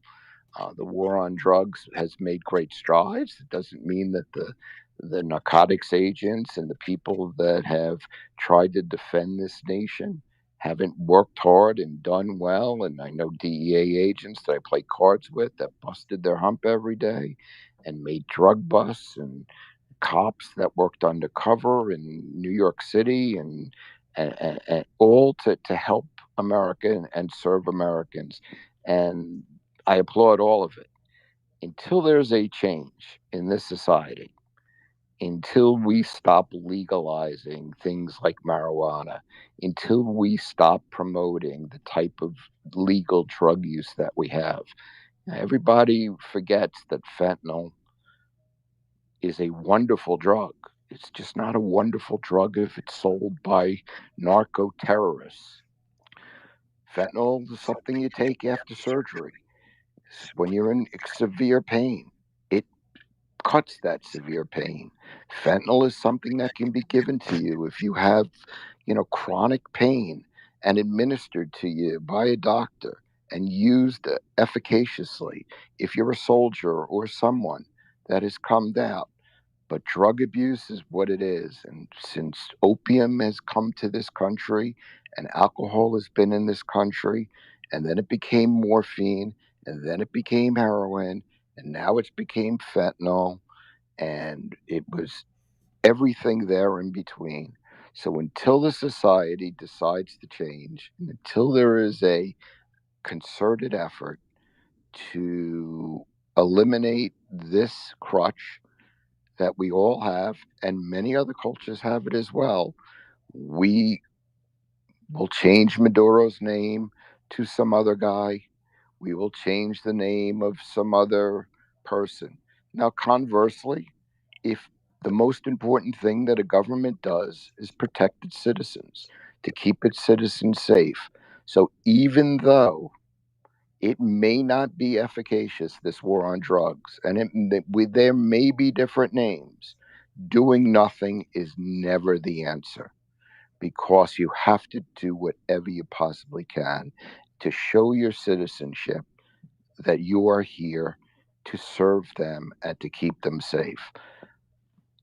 It's a complicated issue. It's not going away in one day, like Ron says. But ideally, the customer has to go away and the names will die off. Thank you so much for letting me speak. Have a good evening. Fred, thanks a lot. You and I have a lot of discussions offline, and I truly appreciate what the story you just told. What I would say to you is, I agree with you in part. Here's where I disagree. You're right in this part, is that you're never going to get rid of it 100%. That's not going to happen. But you strive to do that. Vince Lombardi, famous football coach for the Green Bay Packers, had a famous quote saying, "We strive for perfection every single day, knowing we'll never achieve it. But in that process, we will achieve greatness." Now, I say that because we try to do that with other aspects of substances. Think of tobacco and cigarette smoking and how much that has dropped off because it was seen around the country as being, uninhabitable in buildings. And it got banned in restaurants and bars. Did it eliminate it? Of course not. But there was a stigma to if you were a smoker. And I think that reduced smoking quite a bit. And I think the same could be said for OWI, from what drinking and driving was in the 50s and 60s to what drinking and driving is today. There's a stigma behind drinking and driving now. The police cracked down on it. And it helped reduce it. Did it eliminate it? Of course not. Did the smoking bans eliminate smoking? Of course not. Just interrupt you real quick. Has alcoholism dropped at all since DUIs have gone down? That I don't know. I don't have the numbers. Do you know? I can't tell. I would think not. I would think that alcoholism's at its all-time high in the United States. That could be because of COVID, though, right, Fred? It's actually self-medication. It's actually at an all-time low. It's actually an all-time low. And so much so that the restaurant industry is suffering from it because more and more people are just quitting drinking. Just for many different reasons. But it's at an all-time low. That's great news. So, yeah, it is. And so what I would say, Fred, is what I had said earlier in response to something District had said. And there is no magic bullet. You have to do, like you had said, you have to do an across-the-board almost theology, in that you have to make drug selling in the United States and drug usage a stigma. You have to look at drug dealers in a different way, number one. Number two, you have to attack the source countries. I don't necessarily mean kinetically, although we've gone down that road for the first time in history, but maybe it does take kinetic attacks. All of these things work in conjunction. Neighbors against drugs. People eye-opening to drug use and abuse in their neighborhood and doing something about it, contacting their local narcotics task forces and providing information. All of these things must be encouraged and celebrated if you want to make a dent. Well, when the state representatives are opening up dispensaries all over the United States and Yeah, that's a problem. selling, it's problematic. It's sending the wrong message. When doctors are prescribing and are told to prescribe mood-altering drugs and depressants and relaxants and all, and things to calm you and sleeping pills, this, that, or the other thing, and it's acceptable in medicine, it's not helping. And the difficulty is when you are a drug addict, being labeled with that stigma after you have become straight, especially in the early stages of your recovery, makes it really difficult fine line for society to say that were a drug addict a year after you're in recovery and people look at you because you are one of those people that fell victim to drug use and you can't get a job because of it, because the stigma, like a DUI, when they look at your employment record and they look at your rehab record and say, well, you were in recovery. We don't really hire people that were drug addicts before. Then all of a sudden it's a fine line. So I get it. You want to stigmatize it. You want, like you did to alcohol and DUIs. You want to do that like you did smoking. I get it. Makes sense. Makes perfect sense. My kids would never smoke a cigarette ever. That said, you also have people that go into treatment, and when they come out of treatment, it's a fine line. Fred, Yes, right. what I would say for, hey, just real quick, Deborah, what I would say, Fred, to that, I agree with you, and that's part of the sociological plan, would be to stigmatize the usage and celebrate the rehabilitation. Celebrate it. Somebody saved their own life by finding, they hit rock bottom, they had nowhere to go, and they went and sought help. And with the understanding that many of these people need that help their entire lives, but they saved their life. Celebrate it and tell them to go on to greatness. Now do something with it. So I think you can do both. I think you can stigmatize the usage and celebrate the rehabilitation.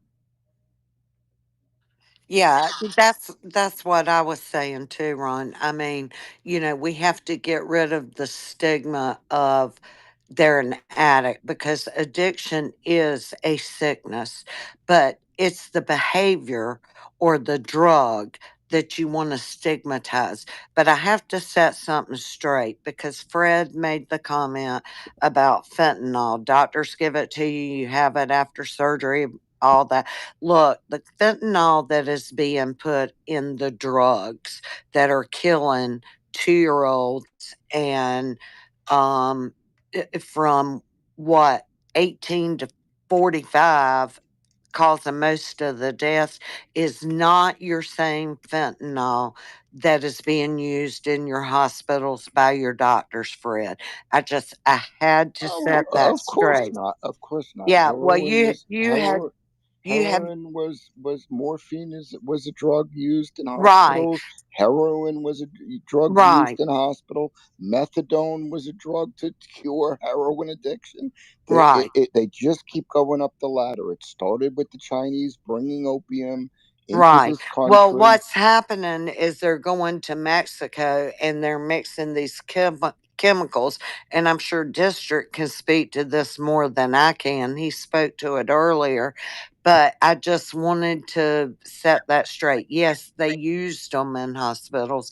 And I understand what you're saying. But I just wanted to clarify that that is not the same fentanyl that is on the streets. Fred, I would love to connect. Congrats, we're both friends of Bill. It sounds like. I'd love to connect separately too, because I've noticed and followed private equity investing in the treatment centers. Pritzker's very heavily invested in the treatment centers. And the kids that are coming out now, the newly sober, seem to be on 4 different mood altering medications that just all seem to counter-react each other. And it just seems like it's cyclical, but I also know some questionable ownerships of these treatment halfway centers, and they might as well be cartel. All right, let's get on to Pat. Thank you for being so patient, Pat. How are you? Oh, hi. I was multitasking and you caught me by surprise there, but hello. Well, it's better. I always catch District when he's eating. And I know Me too. Me too. Night. Me too, actually. Like literally, he's always caught by surprise when I call on him. But great space. Deborah, I want to say I'm so sorry to hear about your son. I can't even imagine. I'm a mom too, and that's just absolutely awful. But thank you for sharing that. I wanted to a couple of things. So first of all, for those of you who don't know, I run along with District. Who else is here? Leah down there. Rock the House is here too.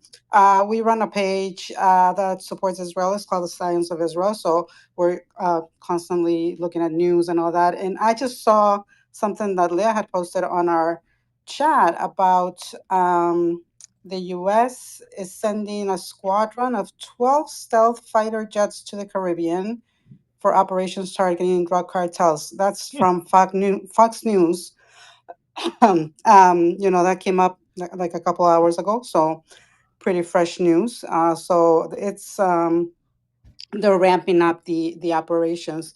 So I wanted to go a little bit more into like the operations of this fight against terror, like narco-terrorism. Narco-terrorism, yeah. And the operation that happened, the strike that that the U.S. did the other day, and also I wanted to ask Ron, like, how do you think? Obviously, this is, I imagine the guys that are running these cartels and everything are scrambling, right? Like they're like, holy shit, okay, so he means it. He's actually coming after us. I wanted to ask you, first of all, how do you think that's going to affect, like, how are they going to respond and all that? Is it going to be obviously a deterrent to to their operations, and they have to adjust, right? It's not going to be business as usual. And the other thing that kind of caught my attention, and I think I mentioned it in our space yesterday, was that the operation, it almost looks a little bit like the IDF operations against the terrorists. The hitting of that vessel with however many number of like narcos were in there. I don't know if the U.S. is kind of taking notes from Israel in this. I know they're very close and they work closely together, obviously, with the fight over there and all that. So the whole thing kind of like looked like that. And to me, like thinking about these guys, like trying to figure out what the hell, are we gonna get like a bomb dropped on us any minute? It's almost like the beeper operation, right? Like I know that, like for example, in our space, Sniper has shared that they're all like terrified. Like literally, can we actually use the microwave? Can we pick up the phone? Can we turn the TV on? Like, is it gonna explode? And is it a bomb? Whatever. So I imagine it's like a similar thing that's going on right now with these narcos, which is great. I mean, like get them like scrambling and all that. And the other thing, along the lines of Israel too, do you think that, because obviously there's the connection, right? Hezbollah, there's the connection to the narcos. Do you think that Israel is collaborating with what Trump is trying to do and sharing intelligence? I imagine that they are working closely together in this because like it's over here, but it's related to what's happening in the Middle East as well. So I guess those were my two questions. How do you think, like this is going to affect the operations, and then like the collaboration between the U.S. and Israel part? Thank you. I'll answer your second part first. I don't know how deeply embedded the Mossad and other agencies within Israel are to the narco-terror aspect of this. They may be, I just don't know.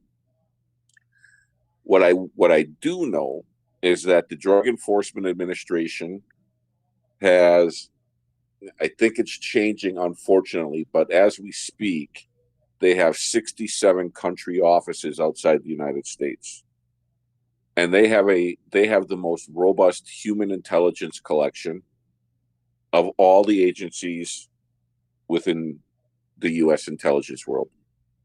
They have more confidential informants and human sources than even the CIA does. That's how these things begin, generally. You have a lot of DEA on the ground, undercover, surreptitiously, quietly working their sources within these source countries. And those types of investigations tend to start with HUMIT, with somebody saying something to the DEA.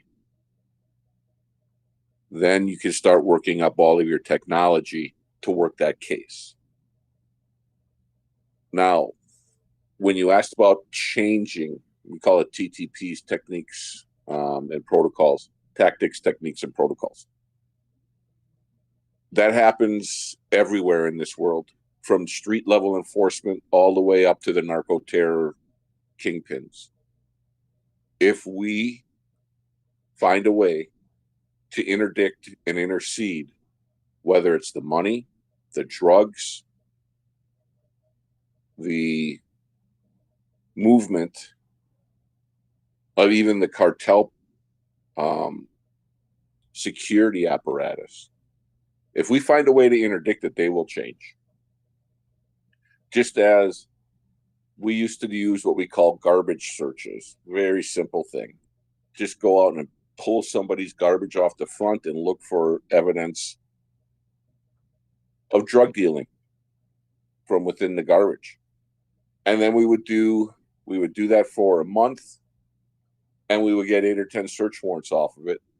And then the garbage would be clean for the next 6 months, because they would change, they would clean up their garbage, and then again, a year later, they get sloppy again. That's at the street level. And we'd have to change our techniques, just as they change their techniques. How are they going to change? I don't know. I can't speak to that, because sometimes it's just spitballing ideas around the table and somebody comes up with something. So sometimes it's unpredictable. Sometimes you can predict it, but often you can't.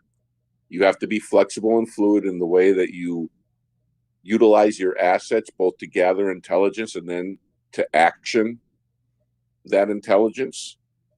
You have to be ready to think outside the box and be prepared, because they're flexible and fluid, and you have to be as well.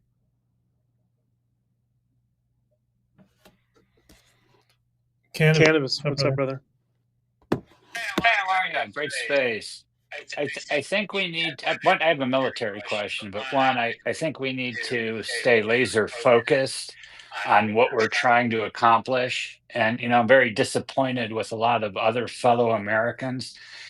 I always like reading the comments on X, right? And so as you read the comments about, what we're doing down in the Caribbean, half the Americans are like, look, it's none of our business, stay out. Mind your own business, US government. You have no right to kill, right? You've seen all that crap. So it's all, I don't know why some things are always so politicized, right? Like we have people dying. The Chinese just sent a bunch of precursors here, right? But yet half of our country is just so apathetic, it's disgusting. And that's something I think we just, need to educate as well, that look, people's, your neighbors are dying from the shit, our relatives, etc. But I don't like seeing that when we're trying to, finally start doing something again. But Can I, before you ask your yeah. question, Cannabis, can I just interject on that? Yeah. I would just be really careful falling prey to using Twitter as evidence as half the country. Remember, Twitter has morphed itself into a highly political space, number one. So the people that are coming to Twitter and responding are political in mind. And it's probably split half and half between, you know, conservative and liberal mindset, Yep. which is not the real world. Okay, Twitter's not the real world.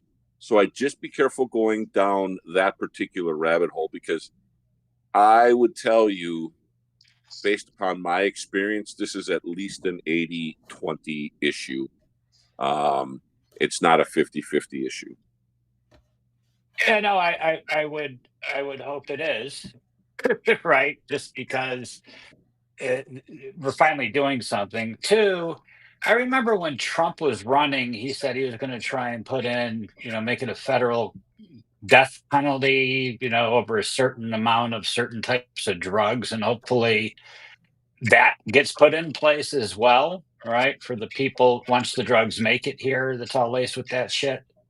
That if you're caught selling meaningful amounts, that you're getting the death penalty. But the military question was, like, last night, right? There was the flyover of our Navy ships, okay? And I just read there was a second flyover too, and we didn't do anything about that either. And they were both reported by CBS. The second one was reported about 2 hours ago. But why aren't we taking out those, because those are being flown, I'm assuming, by drug cartels, because they work for Maduro, right? We labeled his government as a drug cartel. Why is it that we blew up the boat? And I'm glad we did. But why aren't we shooting the shit down? Because it's starting to be, just on these two instances, reminiscent of the stuff that was going on in the Middle East, where Biden wasn't doing anything. Is there some rule or law? And then again, on Twitter, half the people are like, well, they're not allowed to. It's common to fly over enemy ships, but it's not. So I was just looking for an answer on that. So this is more of a political issue than it is a military or even narco-terror issue, in my opinion. Because when we kinetically attacked that ship, we had the intelligence to prove that it was an imminent danger to the United States of America, because it was carrying death in the form of powder. And we had the intelligence that we needed to actively engage with that target and take that target out. The jets flying over is for Maduro's public consumption, to show that he's a tough guy. He's not going to be intimidated by the United States of America. It's to prop himself up. If the United States were to engage in that would be an incredible escalation into a full-out conflict, which we do not want to get involved in right now. We want to fight this as a drug war, not as a kinetic army-on-army war. Therefore, we'll let them fly over. We'll give them warnings. If they engage in any way, yes, that's a whole different ballgame. But they won't. Again, it's a public consumption for the Venezuelans and those in South America that are Maduro supporters, for him to increase or at least help consolidate his power while he's there. Much in the same way Saudi Arabia publicly and oftentimes very vehemently seems to, back the Palestinians when in quiet back channel rooms, they're not big fans of the Palestinians. They have to put out certain things for public consumption. So that would be my answer to you. Well, the thing that made it even more confusing today was at the end of the press conference, some of the reporters, I don't know if you saw it, they brought this up. And Trump looked at Hegseth and said, I don't want them flying over our ships. You tell the captain of those ships next time I want them all shot down. So we might, I don't know if you caught that, but he said that today. I did not see that, and I'm sure he was talked down off the ledge after that. Probably. Hey, appreciate it, Ron. Thanks, everybody. District, go ahead. Sounds like you can weigh in on this, brother. Yeah. So to answer Kenneth's question a little bit more simply than the way Ron put it.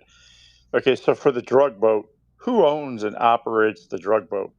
And who on the drug boat is going to call up CNN and say, hey, I want to be interviewed because our drug boat that was smuggling illegal drugs in the United States, got blown up by a Predator drone operated by the United States Air Force.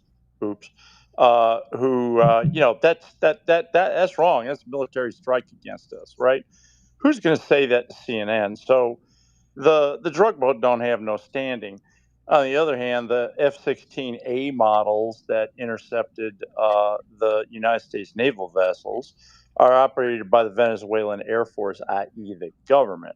So if you take action against those aircraft, you're taking action against the government, which quite frankly is literally an act of war. So there's a big difference between those two ends, Cannabis. I don't think it's coincidental that the F-35s were moved to Puerto Rico, which if they have an Air Force base on Puerto Rico they can fly out of, that island just became an aircraft carrier. So now you got aerial support. If the United States was smart going down Trump's end there, and we got the intelligence, we got the visual and ELANT data to show anytime the Venezuelan Air Force puts up a sortie to go out and intercept our ships, what they would do is they would scramble the F-35s, and those F-16s would never see them coming, and then just maneuver back in behind the F-16s as they're getting ready to buzz our ship and lock them with radar. That'll send off every possible warning signal in those old F-16s. And let's face it, those Venezuelan pilots probably don't have a lot of training and a lot of experience in combat operations. And they're going up against an F-35 that they probably can't even see on their radar.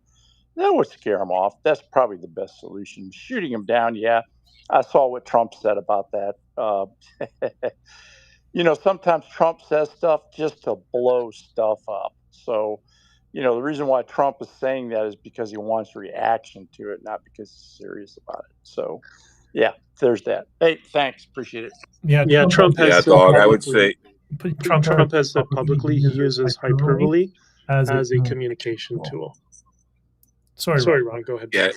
No, I was just going to say the Department of Defense put that out publicly, that with the movement of the F-35, so it was no secret. It was put out for a reason, just as District just said. It's a move on the chessboard. After they fly over, okay, well, you flew over with your 25-year-old F-16s. We're going to move our F-35s into place now. So that's what was done. Yeah, and just remember, I don't mean to correct you, but it's no longer the Department of Defense. It's the Department of War. War. And Hegseth is now the Secretary of War. Anyhow, I love that. Thanks. Brandon, go ahead, brother. What's up? Well, I would just say, I think that's a great idea about the F-35s going into to scare away, Maverick style, the Venezuelan fucktards and the F-16s they bought in the 80s. They haven't been able to get parts for since Chavez got elected in the 98 election cycle. So yeah, that's kind of funny, but that would really pretty much only work if we had a fully operational Operation Coronet Nighthawk again, right? Like when we had 24/7 5-minute fucking alert strike fighters on alert in Panama at the airbase that we don't actually have anymore because Carter signed it away, or mainly in Curacao and Aruba, because the time on target for the F-16 from the airbase in Venezuela to where a DDG is going to be sitting out in the Caribbean is a hell of a lot shorter, even in those old ass F-16s, than those F-35s flying out of Puerto Rico. So I get it. I get it. No, you guys want to keep it kind of like into the like keep it like as counter narcotics interdiction for the FTO designation rather than the kinetic operations. But I'm just going to tell y'all, I've been waiting 30 years to see these people get fucking headshot. I have. Like this is, you did an amazing job breaking it down, all of this. Like I was in here earlier when we went through the official presentation and the slides, and it's so good to educate people on what's happened in Venezuela, you know, from like kind of like 2004, 2006 till today.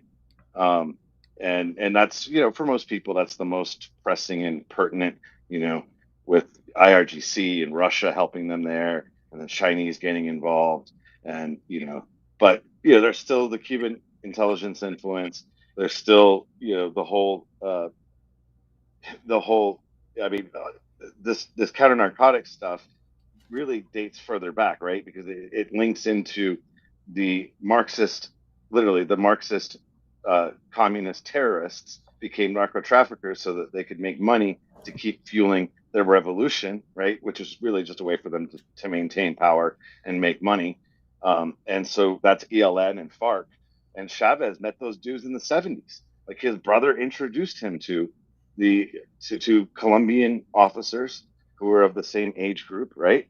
And they introduced Chavez to ELN and FARC, and he used ELN and FARC assets while he was a serving officer in the, you know, in the Venezuelan paratroopers, right, in the 80s, to conduct unconventional warfare against the Venezuelan people, Venezuela, Colombia, and the United States government and the people of the United States, culminating in the 1992 coup. After the coup, he sought refuge when he got his little, you know, he got pardoned, right? They gave amnesty to try and keep things nice and chill in Venezuela. He goes to Colombia, and he's sitting down with FARC and ELN and plotting how he's going to take the fucking country over. And I got caught up in that in 1996 when I was an exchange student. I was living with a cousin of Enrique Salas Romer, who is the candidate that lost the election to Hugo Chavez in 98 to 99. And I was harassed for like 3 months by the Dirección General de Inteligencia Militar, the dean. Now they call him the DGCM.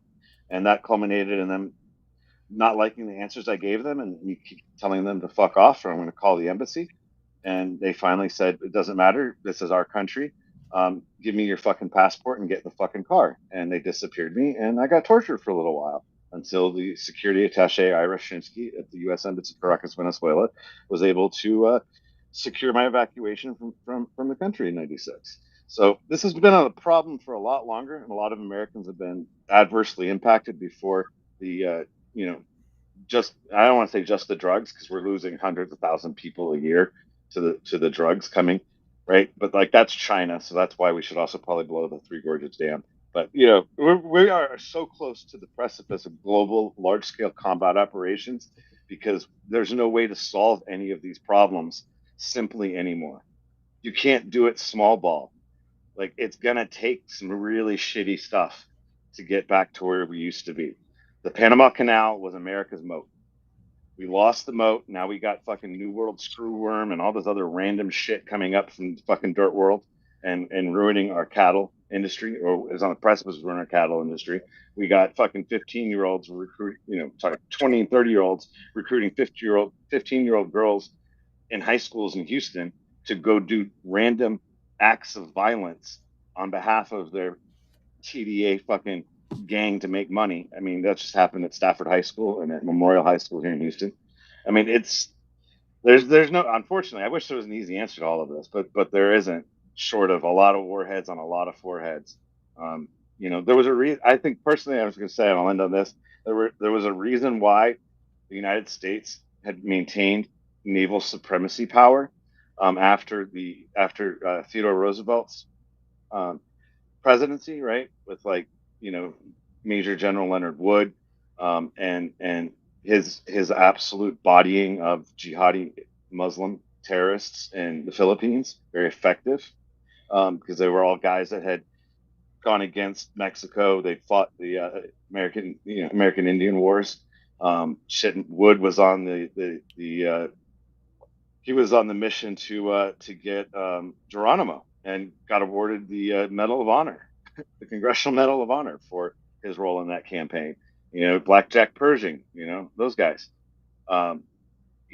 There's a reason why we had naval supremacy, and the Navy and Marine Corps were having to just, it's not a nice way of putting it, but stack bodies in South and Central America all the way up to World War II. And after the war, we got nicer about it. We started using, the Central Intelligence Agency with Special Operations Forces training, our partner nations. And so the partner nations got to do the stuff like, execute Ernesto Che Guevara after his little band of idiots were discarded by Fidel into the mountains of Bolivia, and hunted down like the dogs they were.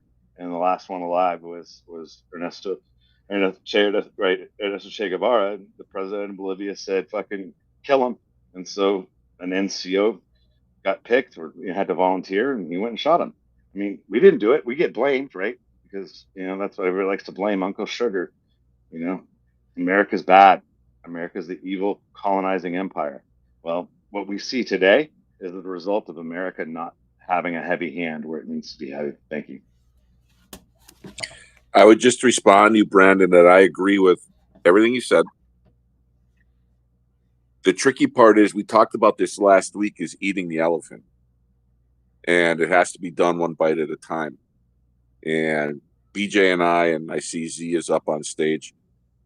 We have a friend of ours who is a really knowledgeable expert on South America, who has spoken eloquently on this, that while there doesn't seem to be an official proclamation, it appears as though we are moving towards a Monroe Doctrine type of foreign policy, in which we need to make sure that the Americas, our continent, is as safe and secure as it can be before we start reaching out. That doesn't mean we can't, shouldn't, or haven't helped to try to clean up things in the Middle East, in the Ukraine, Taiwan, and all these other issues that have slowly built thanks to other administrations before this one. But there definitely appears to be, in my opinion and his, a movement towards the Monroe Doctrine, try to eliminate communism and dictatorship within Latin America, which is, again, a potential clear and present danger to our culture and our way of life. Because if we can't control our continent, then what the hell are we doing? That's where it needs to start, in my opinion. And I think that's the movement that we're making. And I also Ron, think it's important. Brandon will understand this. I know many people in the United States don't often travel to Latin America because of the language barrier. But I got to tell you, from spending so much of my life there, it's a heck of a lot closer than you realize. It's really close. Sorry, Andrea. Go ahead. And then I wanted just to head over to Zigos and see if he has any other final thoughts on Hezbollah, Venezuela, what's going on right now, maybe potential information that he knows. But go ahead, Andrea. Thanks, BJ. Ron, make this short because I really want to hear from Zigos. In your opinion, in a short statement, what was the impetus of the Biden administration not addressing this for the last 4 years? And why did they let our country flood with so many, many, many millions of these narco-terrorist illegals? One word: ideology. That's what it comes down to. It's ideology. It was the belief from far left-wing progressives that the United States is too white, the United States is too Christian, we need to intersperse people from around the world, and borders don't matter. And that was the impetus behind the southern border opening. That had the second and third order effects of massive infiltration from terrorists, from street gang members, from narco-terrorists, and human traffickers. So the second and third order effects were part of the ideology that they just didn't care about. It also That would comes. be a discussion for another day, so we'll move on. That's a PJ. that's a long discussion because it also comes down to the philosophy, and that's where postmodern philosophy comes in, where the criminal is the victim. If you understand their philosophy, the reason they believe that, as crazy as it is, it makes sense in their worldview, but it's completely ridiculous. Anyway, 𝐶𝐘𝐒, we talked a lot about Latin America. We touched on Hezbollah. I don't know if you saw Ron's presentation, but do you have any thoughts, anything to add? And by the way, 𝐶𝐘𝐒, I want to introduce you to District Dog. You three would get along very well, given all of your collective knowledge. Hezbollah, I think it's a humanitarian organization, is it not? Yeah, they build hospitals, right?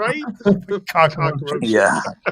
So, with all their NGOs, yeah, you're right, 𝐶𝐘𝐒s. I forgot about all their NGOs.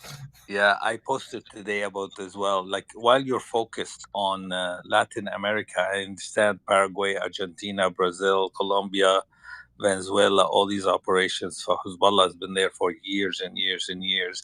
They have all that route is very porous. They do the drugs and the casino money, and that's how they launder it. There is another very serious threat in Canada. I posted today. I don't want to go into details.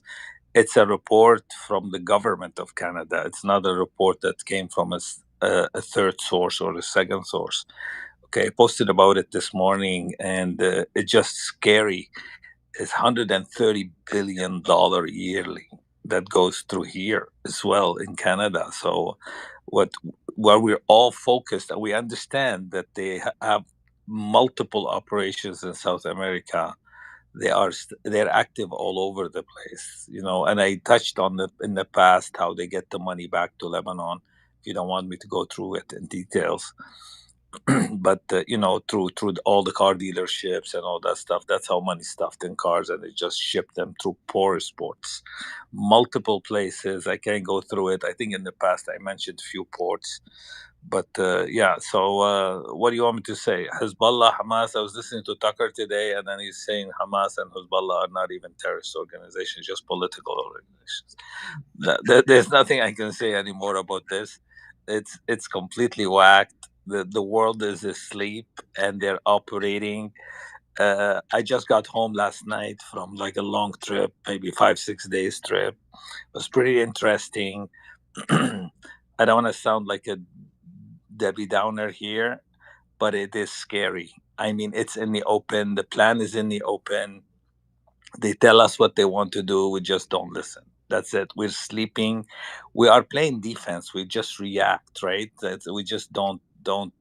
We're not proactive in this thing. I don't see anybody on the streets talking about it, because if you walk on the streets and there's 300 people coming against you, and they all have, long beard, no mustache, you kind of get my drift. What's going on?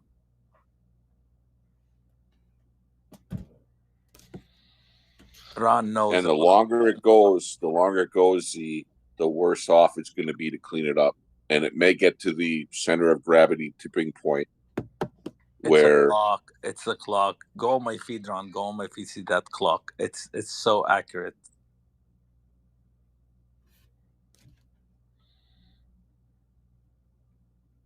BJ, I sent you some things that I saw a couple of days ago. I'm gonna send you a couple of pictures. I hope there's some funny memes in there as well. Come on. Lumi, what's up? Hey, everybody. How's everyone tonight? Good? Yeah. Well, anyway, I just wanted to mention to Brandon that we went ahead and we signed an agreement with Panama to use their military bases a little before all this started moving big time in the Caribbean. Also, I think that we should really look at the import-export businesses when it comes to moving these drugs. Just my opinion. No? Don't be surprised. Don't be surprised if Donald Trump determines to move a full aircraft carrier group into the area. Panama Brandon, they're already, Brandon, they're already ready already. yeah, but that Brandon talked about the timing of Venezuelan jets into the Caribbean or the Gulf of America. Mm-hmm. You station a aircraft carrier with F-35s on it, suddenly that changes the ball game. Well, you got Puerto Rico there, like Brandon mentioned as well. That's just one giant aircraft carrier. But he did bring up the fact that we had so many bases. My father was stationed. We did 2 tours of duty in Panama, and he was at Albert Air Force Base with IAFA, Inter-American Air Forces Academy, and I'm pretty familiar with the area. So I just think that whatever we gave up is pretty much going to be used as far as in case of things get that they get heavier. But like I said, as far as the drugs moving into the United States, we really need to look at the import-export businesses that are on the border. It's just, and then with these truck drivers that are, moving, they don't even speak English, and they've got their own little cliques and their own little businesses and their own way of moving shit that is detrimental to the security of the United States. BJ, I was watching some truck drivers on the 401. Yeah. They have their feet on the dash. How they do this? Cruise control, brother. What happens if someone stops in front of them or there's some accident or something? Listen, man, the guy's trafficked into the country. He's going to be underwater in debt for the rest of his life. He was a fighter in the Punjab who's been trafficked here. He's smuggling drugs. He knows he's going to get caught. That's a little bit of pressure. So, you want to put your feet up and relax a little bit once in a while. What better time than when you're driving, right? I mean, the good thing about those truckers in Mississauga and Brampton is they all run independent businesses. They all screw each other. So they all end up fighting with each other anyways. So, maybe nature will run its course. But, and you know what else is funny is egos. When Trump brought out the executive order that all CDL holders, CDL is a commercial driver's license, all CDL holders driving in the United States have to be proficient in English. It started, I think, in Alabama or Arkansas, I can't remember, and then he federalized it. But, buddy, the next day or 2 days later, I got in the truck at a day off, so I went in the truck and did a run to the U.S., The border was a ghost town, man. Usually it's backed up across the bridge. All of Brampton and Mississauga are hauling loads across. All of a sudden, I'm the only truck at the border. They all stopped going in the U.S. and put in requests to only drive in Canada from that day forward. It's great. So listen, I'm coming back from the United States yesterday morning, and I showed the receipts. I had bought some cigars. I paid $222 for the cigars, and the Canadian government zapped me $700 tariffs.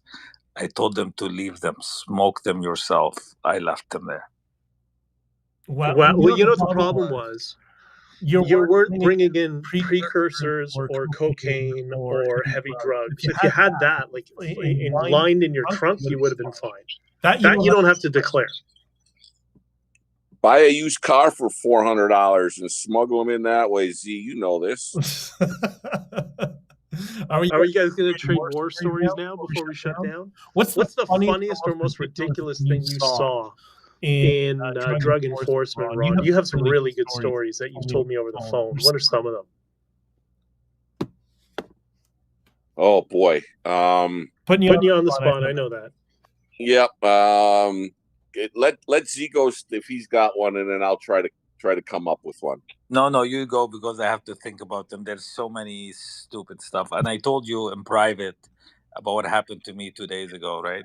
That was pretty funny, but I don't know how funny I would take that. Okay, Okay, Z, Z, don't keep us hanging. What happened to you 2 days ago? You brought it up. You got to tell us now, man. Well, I'm gonna keep it a little bit. So I am walking near how can I put that? Near a place where they congregate a lot of people that they are not, but they look all, kind of. Ghetto trash? Is ghetto trash the word you want to use? No, you know what? I was taking pictures and like a tourist. I was a tourist taking lots of pictures, walking around in some place. And this guy approaches me and he pulls something out and he goes, "What are you doing here?" Not this specific language, right? And immediately I go with "La ilaha illallah, brother. What's going on, man?" And I fake the accent as well to go with his accent. I didn't use my Lebanese accent. And then all of a sudden, everything was okay. No problem. "Oh, yeah, brother. Sorry, man. I mistook you for somebody else." That's all that happened. And, I kind of handled it pretty well. It was not funny at the time because I was alone. So basically, I was exposed. So that was like, I think what's Wednesday or something. That's like a regular daily occurrence in Latin America, by the way. But I'm glad you're right. Ron?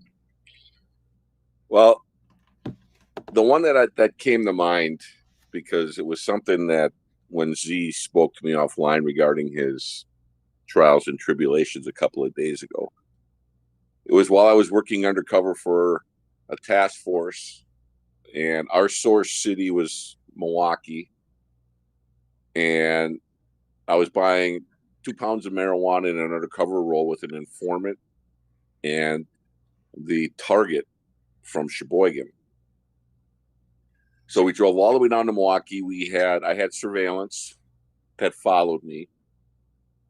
And this was before Tren de Aragua. We had what we knew as the Latin Kings, a Chicago-based gang that also ran Milwaukee.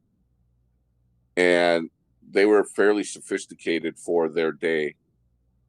And we got to the target location, which was on the south side, which is highly Hispanic in Milwaukee. And everybody spoke Spanish, which I did not speak. And we pulled up, and it was across the street from a bar.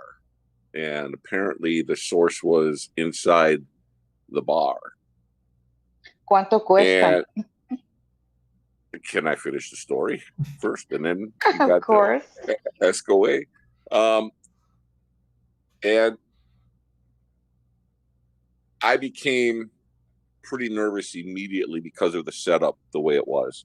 And it is, having worked undercover for years, the old hair on the back of your neck goes up, and something just was off. And they, of course, use kids on bicycles riding up and down the streets looking for non-Hispanic people sitting in cars to pick out surveillance. And the 2 guys that I had surveilling me were, of course, white guys in, civilian clothing, but definitely would have stuck out. And one of the guys from the bar walks out across to our car in a parking lot across the street. And he starts talking in kind of a higher pitched voice and very excitable. And while I don't speak Spanish, I know what El Policía means. And then I really got nervous. And the guy walks back into the bar, and then another guy comes out and looks straight across the car at us directly in the car, gets into his car and takes off like a bat out of hell, squealing his tires. And when he looked at us, he had a very angry look on his face. Now, I had a wire, and I said inside the wire, as I'm talking to the other 2 people in the car, like, this doesn't look good. I'm not sure that this is going to go good. Then the guy comes back, and a couple minutes later, another person comes out of the bar, comes to the car, says something in Spanish, And the informant that's with me says, they're ready to go. We got to go into the alley behind the bar. That is danger zone 101. If they think I'm police, they've already said El Policia. I got a dirty look from one of the individuals before taking off. Going into the back alley was not the best idea. But I wanted to make the deal. I'm 20-some years old, undercover, full of piss and vinegar. So let's go.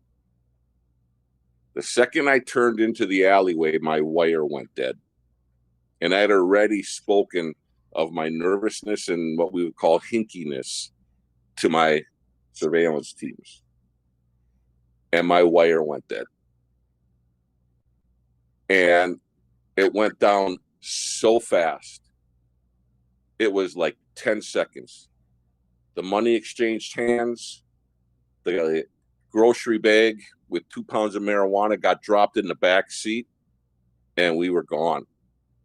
It happened so fast that when I pulled out of the alley, my surveillance didn't see me. And they lost me. And I had another hour-and-a-half drive back to Sheboygan. Nonetheless, it all went relatively smoothly besides that. But I got there, and my lieutenant, you could see, had been chain smoking, standing outside the building, nervous as shit. Of course, I had no idea that my wire went dead and that my surveillance didn't pick me up and that the entire eastern half of Wisconsin law enforcement, from Milwaukee PD all the way to the State Patrol, had been looking for me for almost 2 hours. That's the kind of stress and pressure that can go into undercover work. I didn't have a lot of stress and pressure, but my lieutenant sure did, because if I had been kidnapped, shot in the back alley, he would have had a lot of explaining to do about the safety of the operation, etc. So those are the types of things that undercover and counter narcotics officers at a local level even go through. Because sometimes your team is far away and they can't cover you, so you'll have to kind of rely on your wits. If only I had some. On that note, I know District wants me to go for 4 or 5 hours because he gave me shit yesterday. But that's not happening. It's almost 11 o'clock already. I got meetings early in the morning. I want to wrap some things up, and if anybody's got a last word they want to weigh in on before we shut down. Just wanted to thank everybody for coming, listening, asking questions, and being engaged. I would just reiterate that Timmy asked, what can we do? Get involved in your community. Start a neighborhood watch. Report suspicious activity. Law enforcement can't just guess at what's happening in your neighborhood. You are the eyes of your neighborhood. If you want to help clean up Venezuela, start with your neighborhood. On this point, Ron, you're so right, because lately social media and regular, civilians are giving the law enforcement lots of leads or where crimes have been happening, who's doing it, license plate numbers, descriptions, all that happens so quickly. In the past, it was impossible because you have to call it tip line and start talking about it, and then maybe they will take your report seriously or not. But right now, evidence is all like visual evidence, and like just lately, here in Canada, there's a bunch of people, idiots, they were shooting on the lake, just shooting fish. I don't know what they were doing. All illegal stuff. But social media discovered their posts from Instagram and things like that and supplied it to the police. And the police took action after that. They were not able to get it themselves, obviously. But you have millions of people looking at things all day and they always find something. And those idiot criminals posted it themselves. That's the old Ron? adage. If they were really smart, it'd be much harder for us to catch them. Ron, I just wanted to say that I found your briefing extremely it was just enlightening. You know, it was very good, very concise, and I really enjoyed you explaining it. Thank you so much for that information. It was just enlightening. Thank you. Thank you, and I appreciate you being here and listening. I really do. And I guess that's a broader question to everybody. So Ron prepared. I don't know if you would call that a formal intel brief or very close to that, Ron. Is that the sort of thing that everybody would like to see on a regular basis here? Just do an analysis of what's going on in the world, try to remove as much confirmation bias and speculation and correlating things that shouldn't be correlating as much as possible, and just get down to the raw facts in a granular manner, so everybody understands the chessboard of what's going on. At least that's what we tried to do. Would you want to see more of that? What do you think? Don't all jump at once. Come on. Yes. Sure, BJ. Yes, absolutely. Yes, that's really great information. Can I just say quickly, Ron? Yeah, I agree with Lumi. Great summary and all your slides and everything. I can imagine that took like a while to prepare and all that. Amazing stuff. And also your story is really cool because I recognize all the names that you're talking about, Milwaukee and Sheboygan and all that. So it's really cool to hear about like I'm glad you're okay, by the way. And, thanks for sharing a local operation story. Yeah, the good news Pat is a fellow cheesehead. Pat's a fellow cheesehead. Yeah, go Pack. Go Pack. Yeah, and just to add on to what's been said, thank you for running the space tonight, Ron. That was an excellent presentation. I enjoyed it, and you gave a lot of good information, and I'm sure we'll talk about this more. And for the other speakers, including Brandon and Deborah, especially with her experience, and of course Andrea, the co-host, and BJ, you two. Excellent space tonight. Thank you for running it. I'll certainly be returning again. Hopefully, I had some value for you all tonight. And thanks for letting me speak. Appreciate it. All right, Isabel, go ahead. Let's make it short if we can, and then we'll go to Deborah under 2 minutes if you can, and then we'll shut it all down. Oh, darn it. So I'm always late for the party. I joined the space very late, and I'm just catching up on the topic. So I will try to make it brief. Cut me off if I'm going too long, because I have a lot to share. So I live in a suburb, well, not in a suburb, in a city outside of Seattle, and I'm surrounded by the drug trafficking. I mean, it's infested around here. Our police force is useless. Our state is useless about drug enforcement. A couple of years ago, there was a homeless encampment that popped up behind my house, and it was like an open air drug market. They locked down the street. Neighbors, our neighborhood people couldn't even walk down the street without being assaulted. I was assaulted twice, just trying to walk through my street. I took pepper spray out and a knife just to put out my garbage can. Okay, this is how bad it got. After organizing my neighborhood, my neighbors, and everything else, we found out that they were pressing fentanyl pills in a trailer, the main trailer behind my house. And we actually had the Mexican cartel operating behind my house. I tried to call the FBI. I tried to call the police. Everyone laughed at me. And go figure, a month later, there was a huge bust. They found 2 pounds of fentanyl in a couple of motel rooms right down the road from me. They found fake passports. To make a long story short, basically Mexican cartel was operating behind my house. Now it looks like the Venezuelans have moved in. We've got, I live on a major street, so I watch like drugged out people walking up and down all day long. One day I had enough because there was a guy on the corner right in front of my house. that was panhandling, and I was trying to run him off because he kept pushing like the signal and messing up traffic. And I had enough. I just snapped, I guess. I snapped, and I went over to him to, tell him to run along. I tried to call the state patrol because police wouldn't get involved. They said it's a state patrol issue. I'm talking really fast to get my point across. And then the guy finally just couldn't deal with me anymore. And a short time later, he walked over to a gas station right by my house and got into a car. And it was a brand new car, nice looking car, clean looking guy driving it. So I whipped out my camera and I confronted the guy and I said, I need you to take your drugs and your shit off of my street. And he rolled down the window and, stared at me, trying, I don't know, in an intimidating way, if you will. And I asked him, where are you from? And he said, Venezuela, right? So the reason that I came up is if anyone has any ideas about what I can do, because my police department doesn't care, my local city council doesn't care, my governor doesn't care. I don't know where to go anymore to get some control over the drug infestation in my neighborhood.